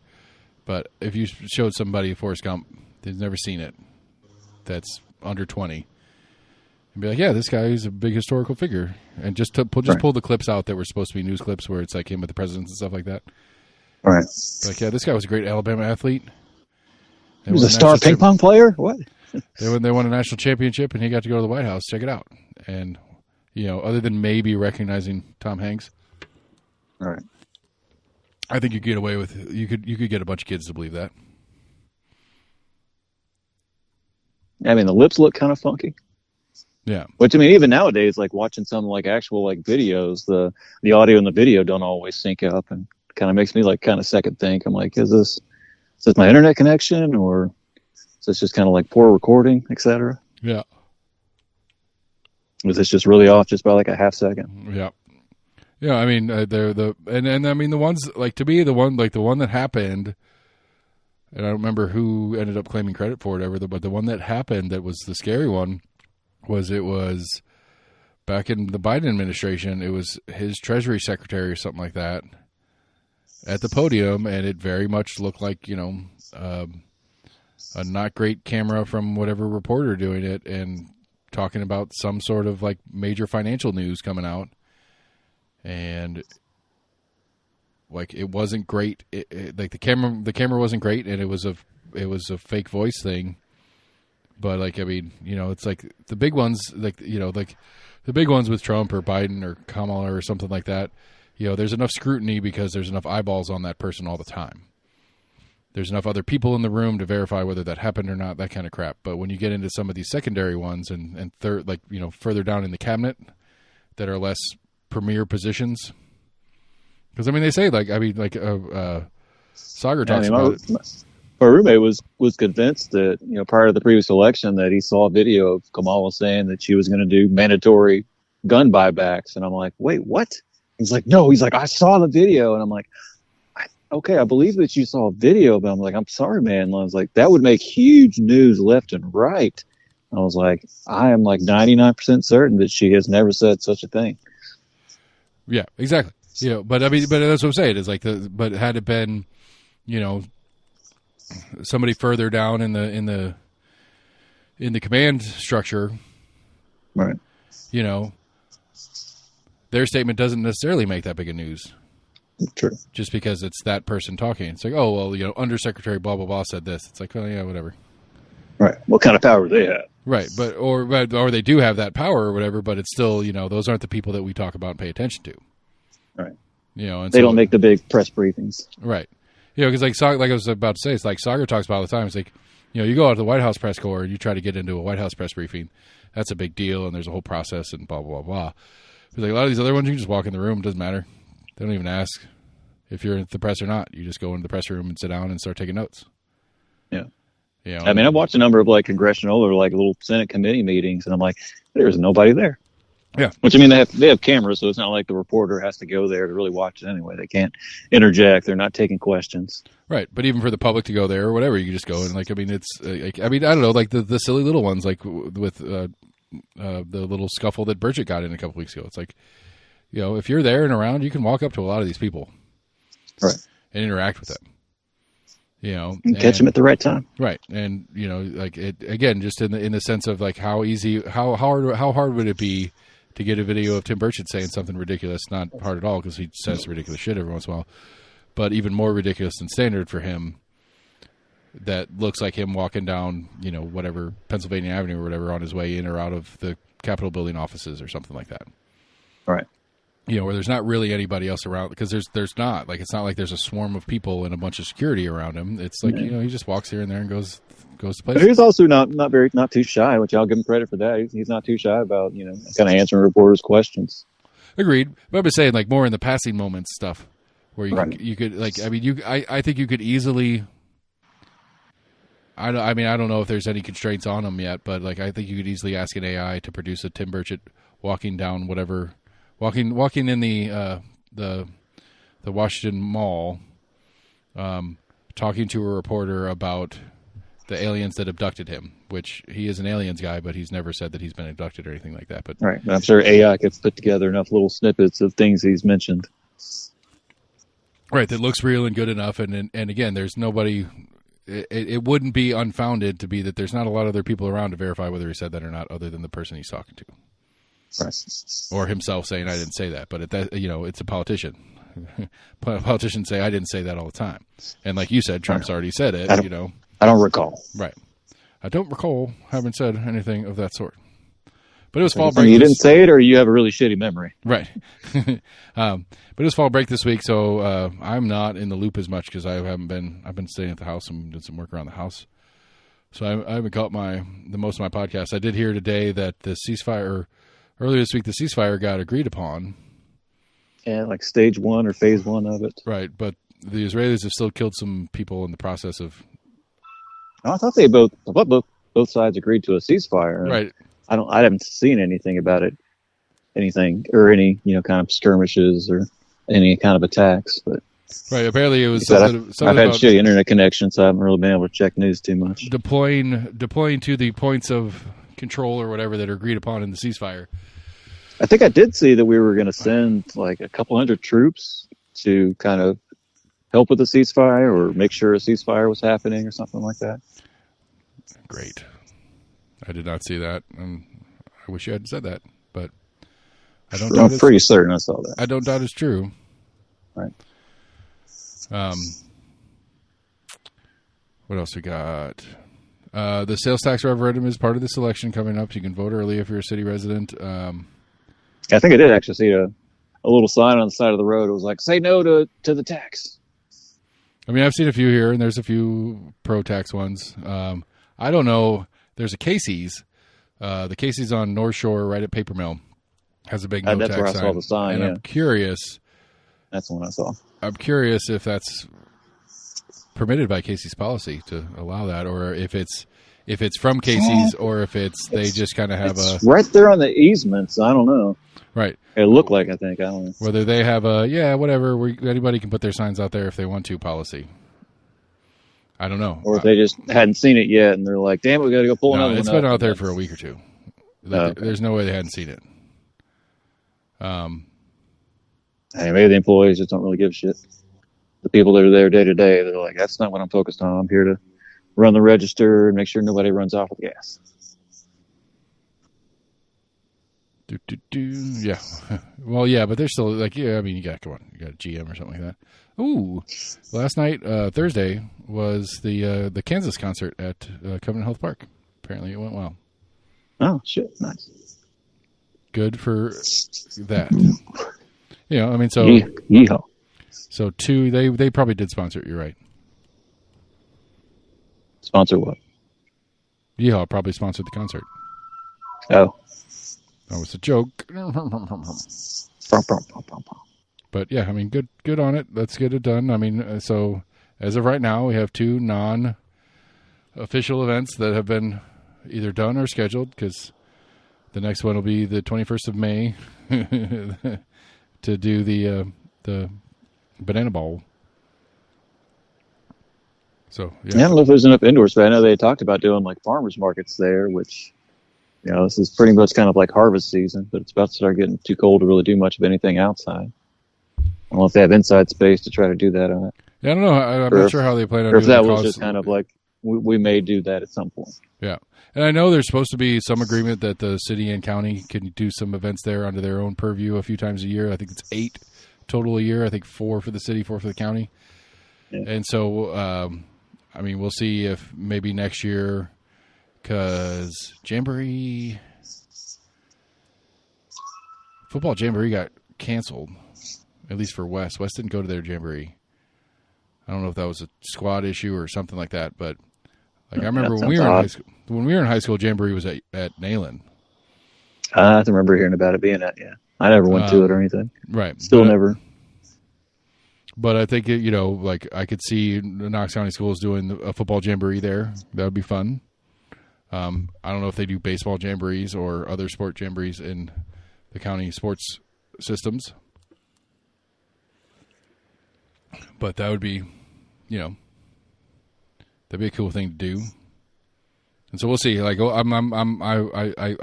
I feel like we are obliged with as much talking about that stadium as we've done to pay attention to the because now season. I mean, I apparently I misspoke. Like, there's still another game or two left in the one Knox season. I thought they were done. I thought we were talking about. Yeah, I meant to get on their website and actually look, just kind of double check. I kept forgetting to. Let's see here. They played earlier today and beat the Portland something or others 3-1. I wonder how they do the lines. If they have actual like turf that they swap out to do that. No, I don't think so. I think they paint. I was trying to think of also in the guys. No, they put a whole different field. No, I don't know. I don't know what they do. They play. If they do the football jamboree. That wouldn't even be the same dimensions of professional soccer as well. So last week was their last full. October 4th was their last home game. They play tonight. They play Sunday the 19th and whatever day of the week October the 25th is, and that's the away games. Yeah, they're at Texoma and at Greenville. Texoma. It's that's all it says. One Knox SC at Texoma. Texas, Oklahoma? I guess. Maybe. Let's see what Texoma is. Texoma FC.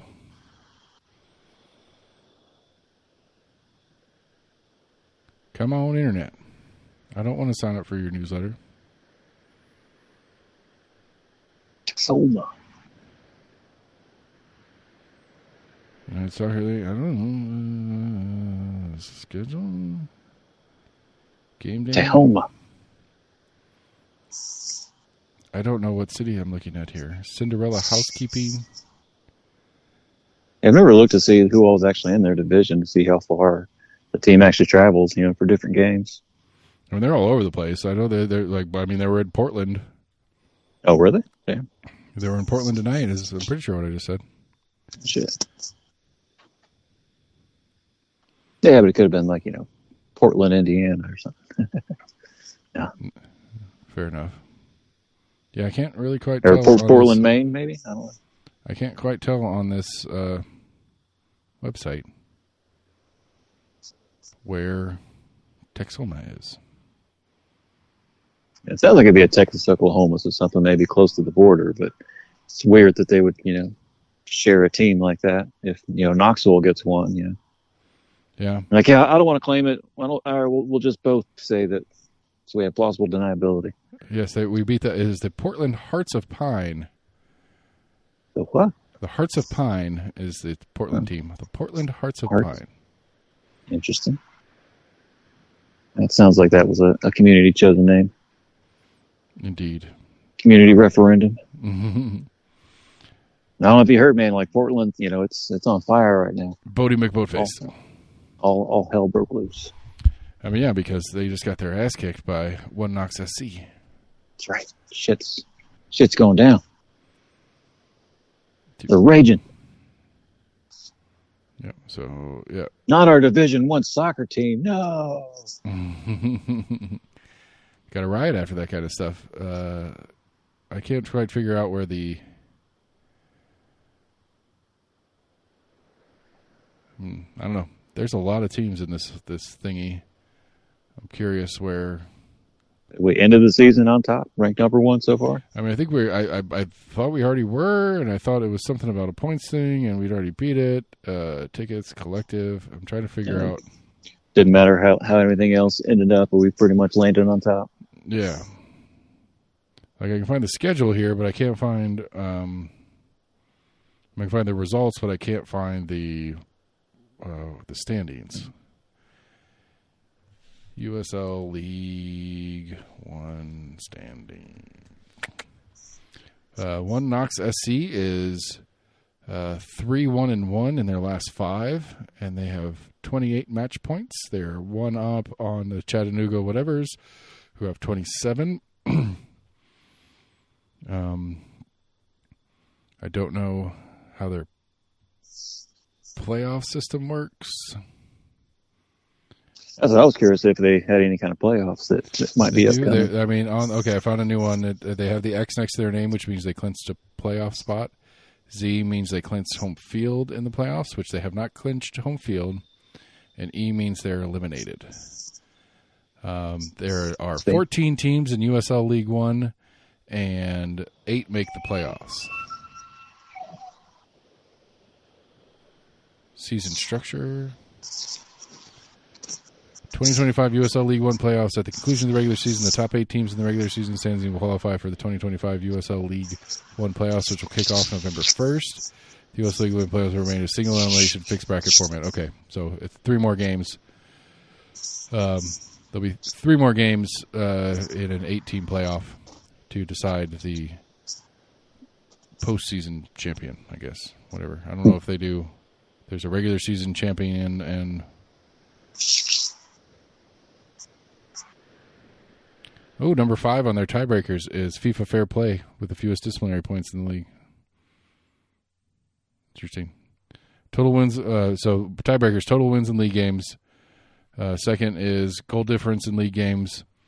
Third is goals scored. Fourth is ranking based on points earned against top 4 finishers. 5 is FIFA Fair Play standards. And 6 is a lottery. So they flip a coin basically from the home offices to tiebreak if all those other ones somehow stay in play. Doubt they're going to need to get to that last one ever. Yeah, doubtful. So yeah, anyway, I have no idea. I don't know what's going on. I don't know how the rest of this thing works, but we're the best, and I would assume we'll get at least a home game, if not have home field throughout this tournament, because I closed it. Damn it. Let me look at that again. Make sure I'm not crazy. Yeah, I think it might have been last week I mentioned it was like the national team. I think it was just some kind of like cup that they have that goes on in MLS. I think they're still doing well enough in the playoffs, but they didn't win like the championship of like MLS. So I think the story I read that's still their next goal was to have, win the MLS Cup. This was just like a separate, I can't remember what they called it, some other mini tournament, right? Because there was a CONCACAF League Cup that was happening too. It's been a weird year in soccer. I misspoke earlier. It's the One Knox SC has 51 points, 28 games played, 14 wins, 5 losses, 9 draws. Chattanooga has 49 points. Spokane, again, that's how far these guys go. Naples, Florida, Omaha, Portland, South Georgia, Charlotte, Madison, Wisconsin, I assume. There's AV Alta, I don't know what that is. Greenville, Texoma, Richmond, Westchester, Pennsylvania. Westchester. Mm-hmm. So anyway, One Knox has 51 points. Chattanooga has 49. Spokane has 46. So 2 games. We have 2 games to play. Chattanooga has 3. So I don't know. It could be. I mean, we could still finish anywhere in the top 4 or 5, but we should get at least one home game if we're in the top 4 out of this tournament. If I'm understanding the way this tournament works. What a random rabbit hole to dive down. Well, we'll have to check it out. See if we can't catch one. That'd be fun. I mean, it's exciting. The baseball one's weird. The whatever farm league that the Smokies are in, it's best record for the first half of the season and best record for the second half of the season, and they play a 2-team. They just play a head-to-head 7-game series. It's kind of weird. I haven't really followed baseball to know what's the norm. I mean, my Brewers are in the playoffs, and they're playing the Cubbies, and they're 2-2 now in the 5-game divisional series. So I'm watching a little bit of baseball right now just because my Brewers are in the playoffs. And they had the number one. They have the number 1 seed, best record in the National League. I think they had the best record in baseball this year overall. Did you know any of the players prior to looking at them again? Yeah. I mean, they're like there's this kid Yelch. He's been with the Brewers for a while. He's good. But that's it. That's the only one I think that's on the team that I know his name. Yeah, I don't really know any big names in baseball. I don't like. Well, a handful. I hear them. I'm like, Aaron Judge. Oh, okay. Shohei Ohtani. Okay, yeah. Right. Well, it's like, I mean, I'm watching these Brewers games. Like, I've watched just a little bit of these Brewers games. But I mean, here's the deal. Like, I mean, this is the bottom line for me as a sports fan. One, as of at least yesterday, I haven't looked today. Are either of our Pens, are the Pens or Predators playing tonight? I was going to say their first game was last night.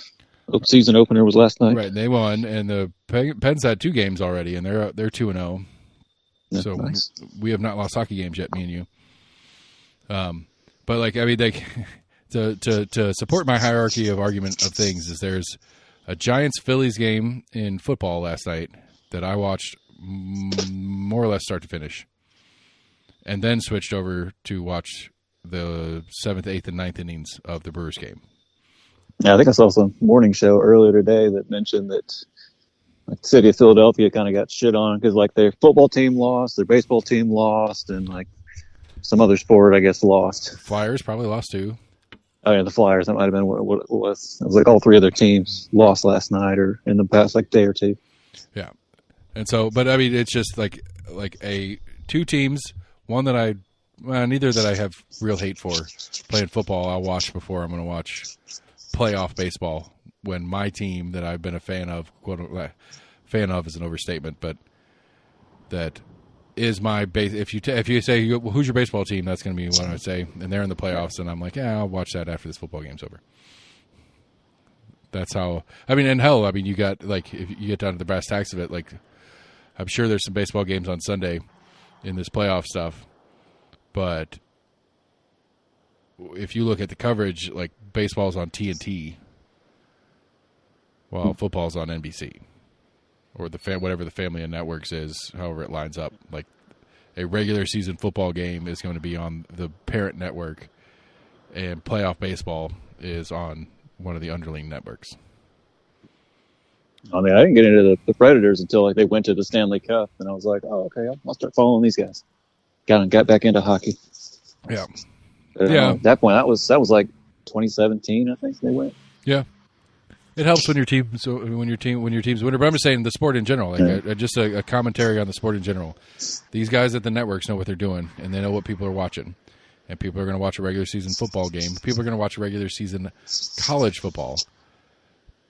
And so, like tomorrow, there's going to be playoff baseball on tomorrow, and there will be college football on Fox. Because like I think Fox is doing the major network coverage of a lot of the baseball.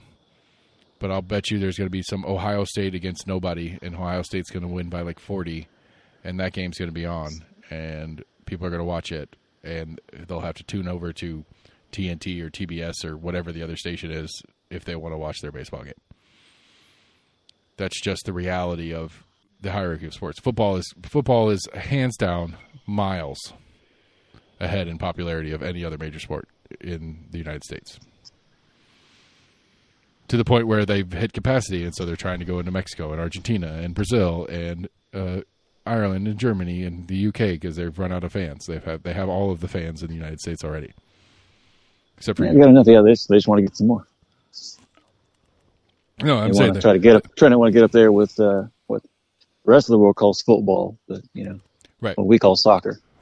Right, which we got to get to that level to where Manchester United has fans all across the world. Some of the big Italian, Spanish league teams have fans all across the world. Yankees do. Yeah, Yankees do. There's a Cowboys UT sports bar in Tokyo, bro. What? Really? Yeah, he's a grad. Like he was a exchange student or something that came and got his doctorate or something at UT and went back home to Japan and opened a sports bar, and it's all UT stuff inside. Like it's full on UT sports bar in downtown Tokyo. No, I forget how big, Well, I mean, there was that movie back in the 90s or whatever, Mr. Baseball with Tom Selleck, but we kind of forget how big baseball is in Japan for whatever reason. Yeah, it is a big sport there. And even, basketball in China as well now. Yeah. And we've had American players that go there to play. Yeah, I mean, but it's become a thing in major sports, in major U.S. sports in general. They've all been trying to push into the international market, whether it's doing like preseason stints in foreign countries or playing regular season games there like the NFL is. I mean, it's been around, but I mean, like Europe has a football league. Yeah, T. Martin went and played there. Played in Germany. I was about to say, I know. I think it was like Berlin has a team. I think Amsterdam has a team. Probably Paris. Yeah, and but I mean, even the NHL, they've got their international series that they like to do. Right. Yeah. Where the NHL makes more sense because, It's more of a, well, at least for Europe, Right. more of a worldwide sport. It's a northern hemisphere sport. Yes. Well, it's a. I mean, you got to count Russia, which is sort of an half Asian country, but it's a Europe and North America sport. I think most of their teams are very much close to Europe. They don't have one out in Vladivostok or anything like that. Nah, Well, I couldn't imagine. I want to say one of the NHL Global Series has been to or is going to go to like Australia. I think they may even had a couple games in Australia. I thought I saw an article or story that was talking about that. I mean, why not? For those night out, well, I don't know. Like that's the problem with it. The problem with it to me and like the NFL part, the European stuff works okay. I mean, obviously the South American stuff works fine. Time wise, because you do like I hate the way the network stuff does it, and as far as coverage goes, because I don't get to watch. If there's an NFL game in what they played in Wembley last week, week before, or whatever, they'll play in Wembley, and it's like a 9:30 kickoff on Sunday morning. That's not too bad. No. So when they play South America, it's almost it's more or less the same normal times. Like the handful of like the games they've done in Brazil the first week of the last two seasons have been like 8:30 kickoffs Eastern. So it's comfortable to watch. I mean, the weirdest to me as a football fan was when I was in Hawaii trying to watch football because it's at 6 in the morning, 7 in the morning is when the first slate of games kicks off. Aloha. Yeah. But whatever. I'm sure it's not as big a deal out there because it's not that it can't be as culturally functional when it's over. Like when the late game is at 11 a.m. or something like that. Yeah. Maybe it's 2 p.m. I don't remember what the time change is. Whatever. It's late or it's way early comparatively. But it's at least a few more time zones past California. Yeah. It's out there. So I don't know. It's an interesting, like, I get it from a business perspective, but at some point I feel like it's going to start bothering fans. They're going to be like, this is ridiculous.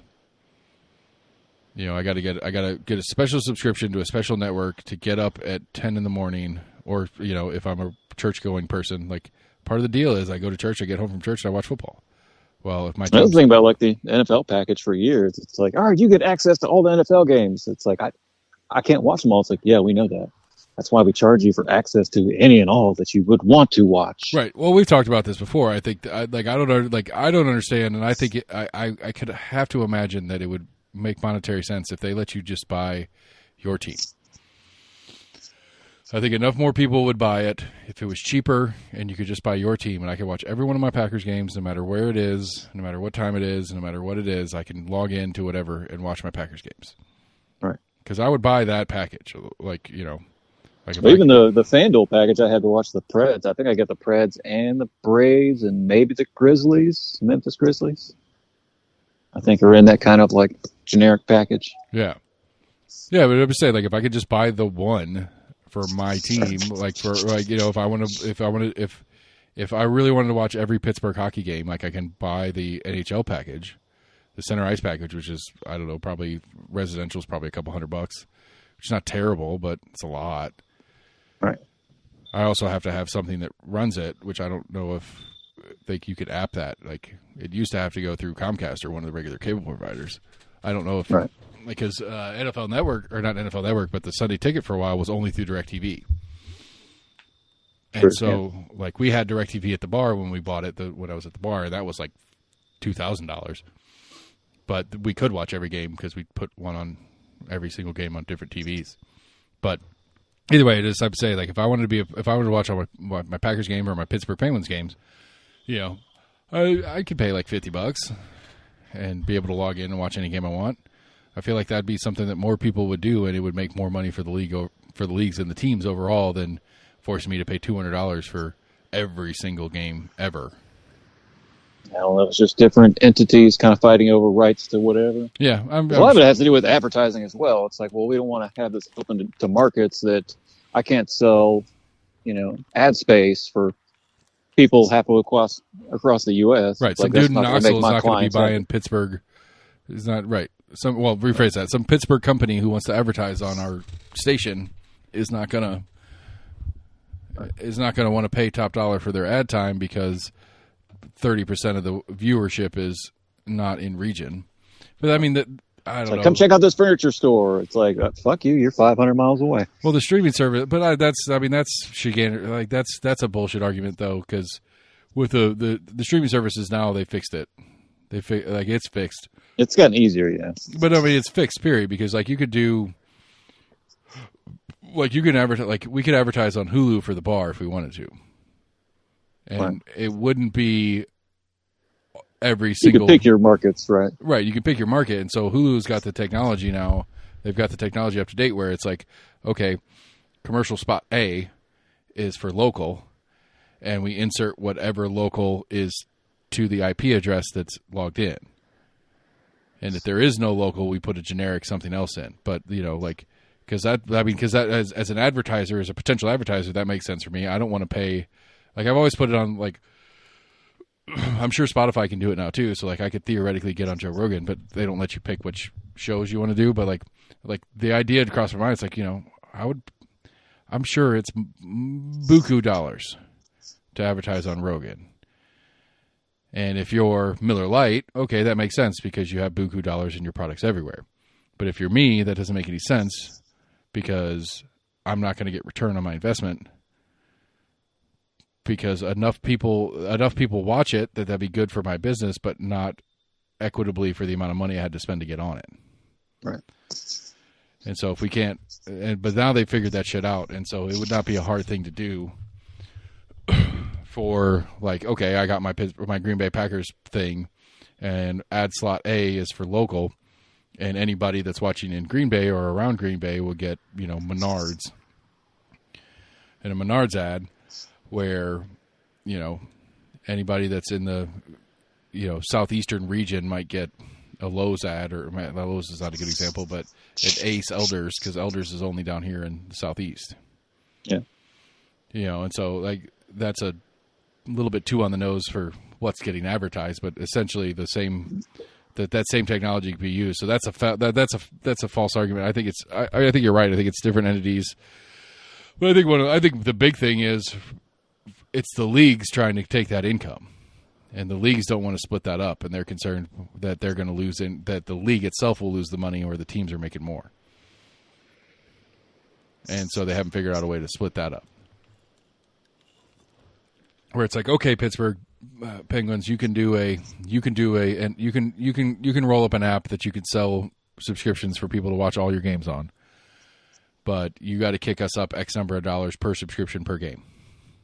I think even that, like I don't know how many teams like have like their own streaming services. I think they pretty much have to go through kind of some other kind of collective. I know, but I'm saying like why I don't see why they don't. Some of it's contracts that exist. Like I agree that that's what they're stuck in now, but like I don't know how to. I want them to break it, and I really, really, really feel like that's the answer. Is you just do, because you can still do it through the NHL could do it. It's like okay, it's the Your Team app, and you log in and you tell us what your team is, and then you pay $50 and you can watch every game this year through the app.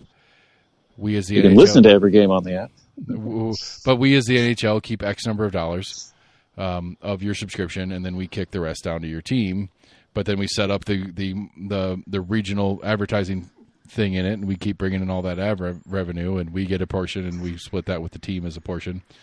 I guess the fear might be that you'd have the more popular teams, the bigger teams, get that big subscription base and be making way more money. And I don't know if the NHL has your broadcast area up in like New York, you're going to get that many more eyeballs. Right. And I don't know if they don't have a profit sharing program, but I mean, again, you could write that one in, but you put a profit sharing system into it. So it's like, okay, well, this percentage goes to the NHL. And if you exceed this much more, like, I mean, you do it as a tax bracket, like tax brackets. Like if you have this many, the league takes 20%. If you have this many, the league takes 25%. If you have this many, we take 30%. You're still going to get a good share of money, and more than some of the other teams are. But we're going to take this extra percentage that we're taking from yours, and we're going to split it up around the league. Because I think this goes back to what we were talking about earlier. This is why baseball sucks, and it's so down on the thing is that baseball is the teams that have money and market are generally the teams that are winning. It's the teams that have ownership that'll pay, because they do have a pseudo salary cap, but you can pay I think they call it the what do they call it? They call it like a they call it a something tax, which is basically like if you go over this number of dollars in salaries this year, you got to pay this fine, basically. But it's like, yeah, but we're winning baseball games and we got viewership and we're making all this money, so we don't mind paying those fines. And it's not set up in a way that's actually detrimental to a team to just destroy the well-funded team. Right. So you take like the Yankees or whatever, going back to your branding thing, like the New York Yankees are like a top 10 brand in the world. Yeah. And so through their merch sales and all the different stuff that they do, they make plenty of money. And so they can pay players and more players and pay a ton of money. And then when the league says, oh, well, you broke your thing, it's like, okay, well, here's $15 million. Cool. How much? Yeah. How much more is check for? Whatever. Right. But we just won another World Series, and, screw those guys complaining about the lack of parity in baseball, because we just won another championship, and that championship's going to result in this much more merch sales, and we're going to keep making more money than we know what to do with. Exactly. Which is why I think football, that's one of the things about football that I think is why football is such a great, like why it's done so well in fandom, is because, the terrible New York Football Giants just beat the Philadelphia Eagles, reigning Super Bowl champions, with a rookie quarterback and a rookie running back and a scrappy upstart team that shouldn't, it doesn't make sense on paper that this team's going to win. I mean, it was a 7-point. They were a touchdown underdog. The Giants were, and that's a lot in pro football. Oh, really? Yeah, more than 4 or 5. Like, I mean, hell, like the Browns beat my Packers. I mean, there's been plenty of upsets. I mean, the freaking New England Patriots beat the Bills last week. Like, it's not, that is the one thing, that is why I like football. I mean, the fact, like, any given Sunday. Yeah, I mean, and it's true to this day. Like, you have, like, I mean, it's just, Jacksonville beat somebody last week too. Like, I mean, like these teams that are in the dregs that shouldn't be winning football games, for all, like, everybody looking at them, it's like, no, there's no way that whoever's losing to whoever.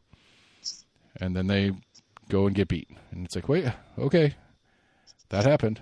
Like things like the 17-0 Patriots from 2009 or whatever are amazing, because as much as everybody's like, yeah, that team can beat anybody all the time, every day, it doesn't happen, even though they're that much better. It just doesn't normally happen. It's like it is such it's so anomalous that they were that good that they could actually win all 17 regular season games. It's crazy. All whatever regular season game plus the playoffs, and then they went and lost the Super Bowl to Eli Manning and the New York Giants. They ruined their perfect season with Eli Manning. Oopsie. Oops. But I mean, I don't know. But that to me is why football is such a great sport. Because even college ball has some level of it. It's still not quite there. But I mean, how this year has been a crazy year in college ball in that. I mean, you've got Florida State beating Alabama in week 1. Ohio State beating Texas. Something about like Vanderbilt being ranked really high right now. Yeah, Vanderbilt is doing pretty well. Like, I mean, it's or they were undefeated, I think, for the first 3 or 4 games. Maybe. Yeah. Vandy's out there beating people that nobody thinks they should beat. I mean, it's just like it's getting better, but and I don't know, college ball maybe in the wrong way. Like, this transfer portal thing's hard to be a fan of. It's hard to be a fan when like there's got to be some protectionism into the team built into the rules that's just kind of getting fluxed around right now that they haven't figured out yet. No, I think the new NIL thing is kind of going to throw it into whack for a little while. Well, I think that they can finally balance it out. Well, I think the change where schools are allowed to pay players directly and the NIL is irrelevant is going to help a little bit, because then it's like, well, you still have well-funded schools that are able to, sure, which they were already kind of semi-able to do, but right, which is what they were doing. I mean, like the universities have NIL coordinators on staff, where it's people that are working with, So they weren't supposed to. This is one of the things that somebody got in trouble for. They're not supposed to say, hey, come play at our school and we'll get you X number of dollars. But they were kind of doing it anyway because they had a guy that's on staff that's with, all these different people that are willing to pay these players for ads to come read an ad or do whatever for them. And they're like, yeah, well, you come play here. I've got this company and this company and this company. They're going to pay you to do this about this much a year. And they're not supposed to say the actual number, but it's like, hey, we've got, $2 million worth of ad reads for you lined up. Was you just got to sign here to come play with us, right? And it's got to settle out somewhere. But I don't know that the NIL thing was a scam in the first place and brilliant by the NCAA, but it's a scam anyway. Because the idea that the university can coordinate you making money off of your name and likeness, but not be the ones that are actually paying any of it, was brilliant. Hey, I want you to come work for me, and then go to this little side hustle, and they're going to pay you more than you're worth, or more than they should for the side hustle, and we're going to pretend that's me paying you, so that you do good work for me. Yeah, brilliant. I mean, just brilliant. I love it. I wish I could figure out how to do that. Come bartend for me, and I'm not going to... Well, I guess that's kind of what we do. I'm not really going to pay you, but the people that come in are going to pay you above what I pay you, and that's really where your money comes from. So I guess I kind of do that. I can't say that I don't. I don't know, man. What else is going on?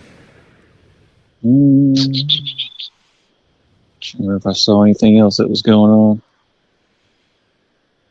Like I said, I've been more or less out of the loop. Like I said, the city is trying to do the mayor's office is trying to they're going to put an ordinance in this week to try to help convince people to vote for the tax increase. That if the tax increase gets voted in, that an additional $10 million will come from the city's general fund to their affordable housing programs. Because one of the complaints from the public is, like you got this website that tells us all the stuff you want to do with all this extra money that you want to tax out of us, but you're only there for a couple more years. By the time we vote this in, the majority of the city council is going to be new bodies. What's to say that you don't just do something completely different once this tax thing gets in? There's nothing in writing other than your word. There's nothing in legal writing. There's, the website per se, but you're also not going for a future election. So you don't have any real consequence if you don't do what you say here. So we want something to put some real meat behind, what you're promising to do on paper. And so they're trying to put an ordinance in that basically says, if this thing gets passed, we'll go from $5 million of current spending on affordable housing in the city of Knoxville to 15, or 22% of the additional revenue gained, which is approximately $10 million. So if the revenue's down, they don't still have to put the $10 million up. Or if it goes higher than that, they can put more in. So of all the big list of things that they say they're going to do, this guarantees that if it passes, that one will happen. And so, I do see an article. You have one Knoxville SC to host first ever playoff game at Covenant Health Park. Does it say when? This article just came out like 45 minutes ago. I mean, I would say mathematically they're guaranteed at least one home game. This is next month. Let's see here. Yeah, because it looks like looking at the standings, it looks like as long as you finish in the top four, your first game's at home because it's an 18 playoff. Their league best defense had given up just 6 goals in 13 games at home. Yeah, that's pretty good. That's very good. Let's see here. Final 2 matches of the regular season will take place. So I guess they've still got 2 more home games, October 19th and 25th, before playoffs begin the first weekend of November. Right. So maybe they've got 2 more home games. Yeah. I thought it said they were both away. I don't know. Soccer might be backwards. Home team's always on the top or always on the bottom. I'm not sure. Either way, I think they're mathematically They're mathematically guaranteed at least one home game, so that makes sense that they could announce that. They can't fall below 5th place with how many games are left in the season, regardless of outcome. So a 4th place finish would get 1 home game, a 2nd place finish would get 2, and a 1st place finish would get all 3. So the championship game would be here too. Are you out with the Coyotes, or what's going on out there? No, it's elk. Nice, dude. Yeah. We were talking about that last week. See, now everybody knows what they sound like. I heard some weird bugles earlier today. We've been outside kind of cleaning out the garage and stuff. Heard some weird ones. I was like, I've never heard an elk make that weird noise before. Did you see this story about the explosion in Middle Tennessee at the munitions factory or something, or explosives factory? Don't think so. Yeah, at least one dead and like 19 injured. Hickman County, the facility that manufactures military-grade explosives. 19 are missing and feared dead. Multiple confirmed fatalities. 4 to 5 are injured and hospitalized. The explosion leveled one of the buildings and sent debris flying for miles.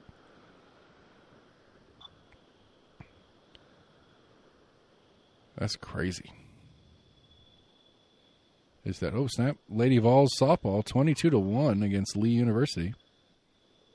Man, they're like a mercy rule in that shit, bro. Running clock in the 4th quarter. Right, that's innings. I don't know how you do that. But yeah, on my news feed, the Banana Bowl. Oh, here's a follow-up. Knox Pride Fest 2025 is rescheduled for October 12th. Nice. Will happen on October 12th at the Capricorn Coffee House. So, yeah, just a little bit.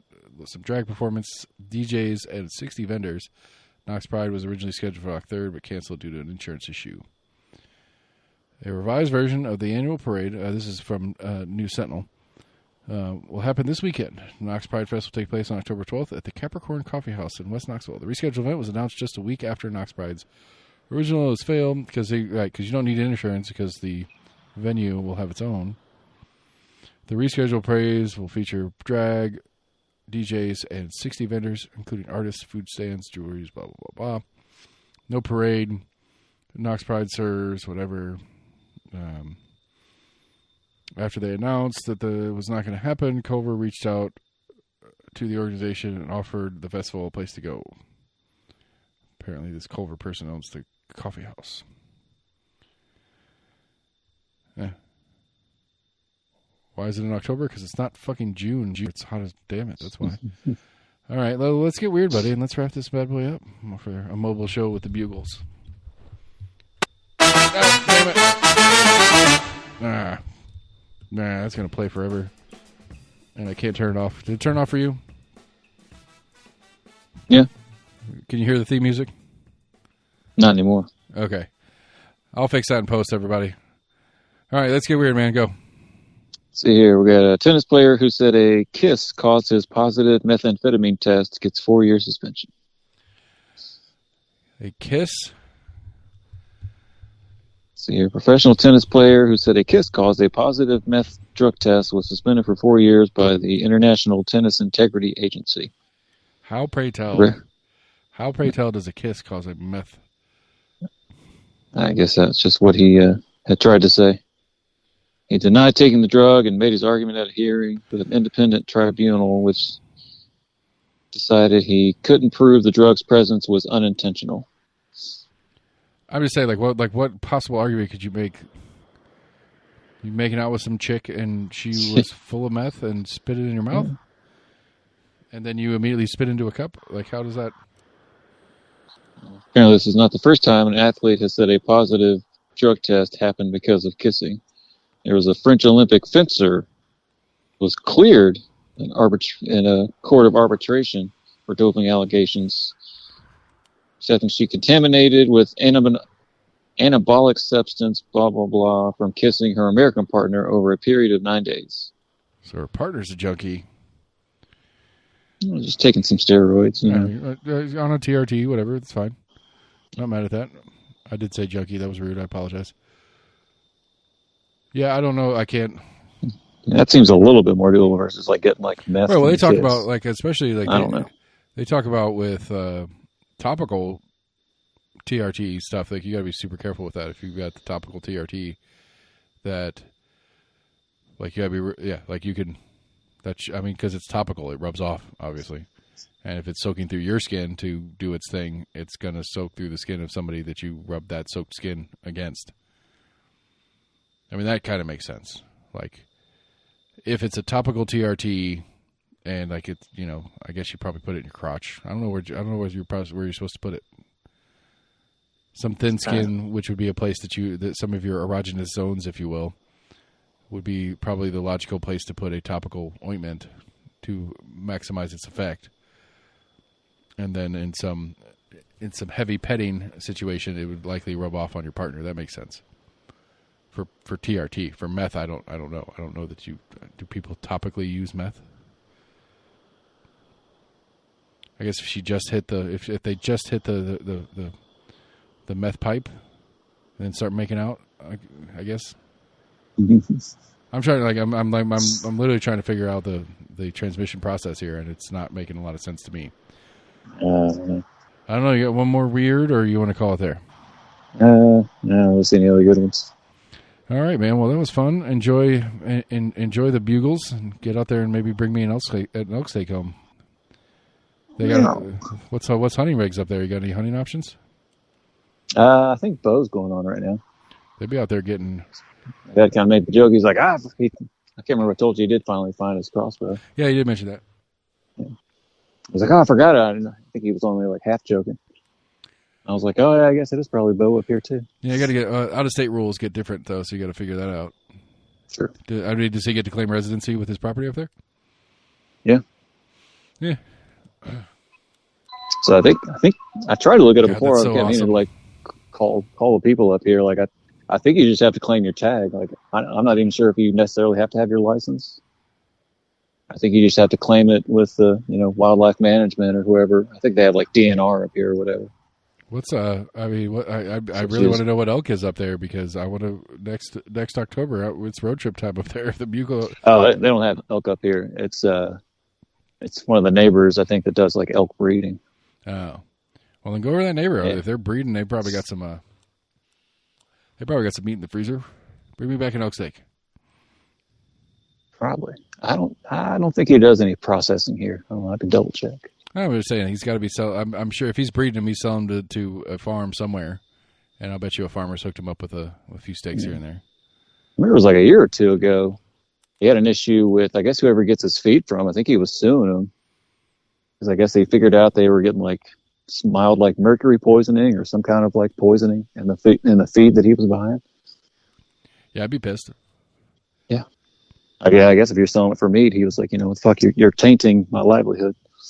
Right. I mean, even like, I don't know, like further up, like if it's a restock situation where they're sending it out to places like here in Tennessee where they're trying to elevate population. Can't remember what it is he breeds them for. Maybe it is for that. I mean, they didn't just appear here one day. They've got brought in from somewhere. I want to say the ones in the Smokies were brought, I think, naturally from out west somewhere. Maybe. More of like a natural habitat. Because I guess they used to be around here, so they were, because I think it was under the guise of reintroducing them back to the area. That's right. That all the stuff around here is reintroduction stuff.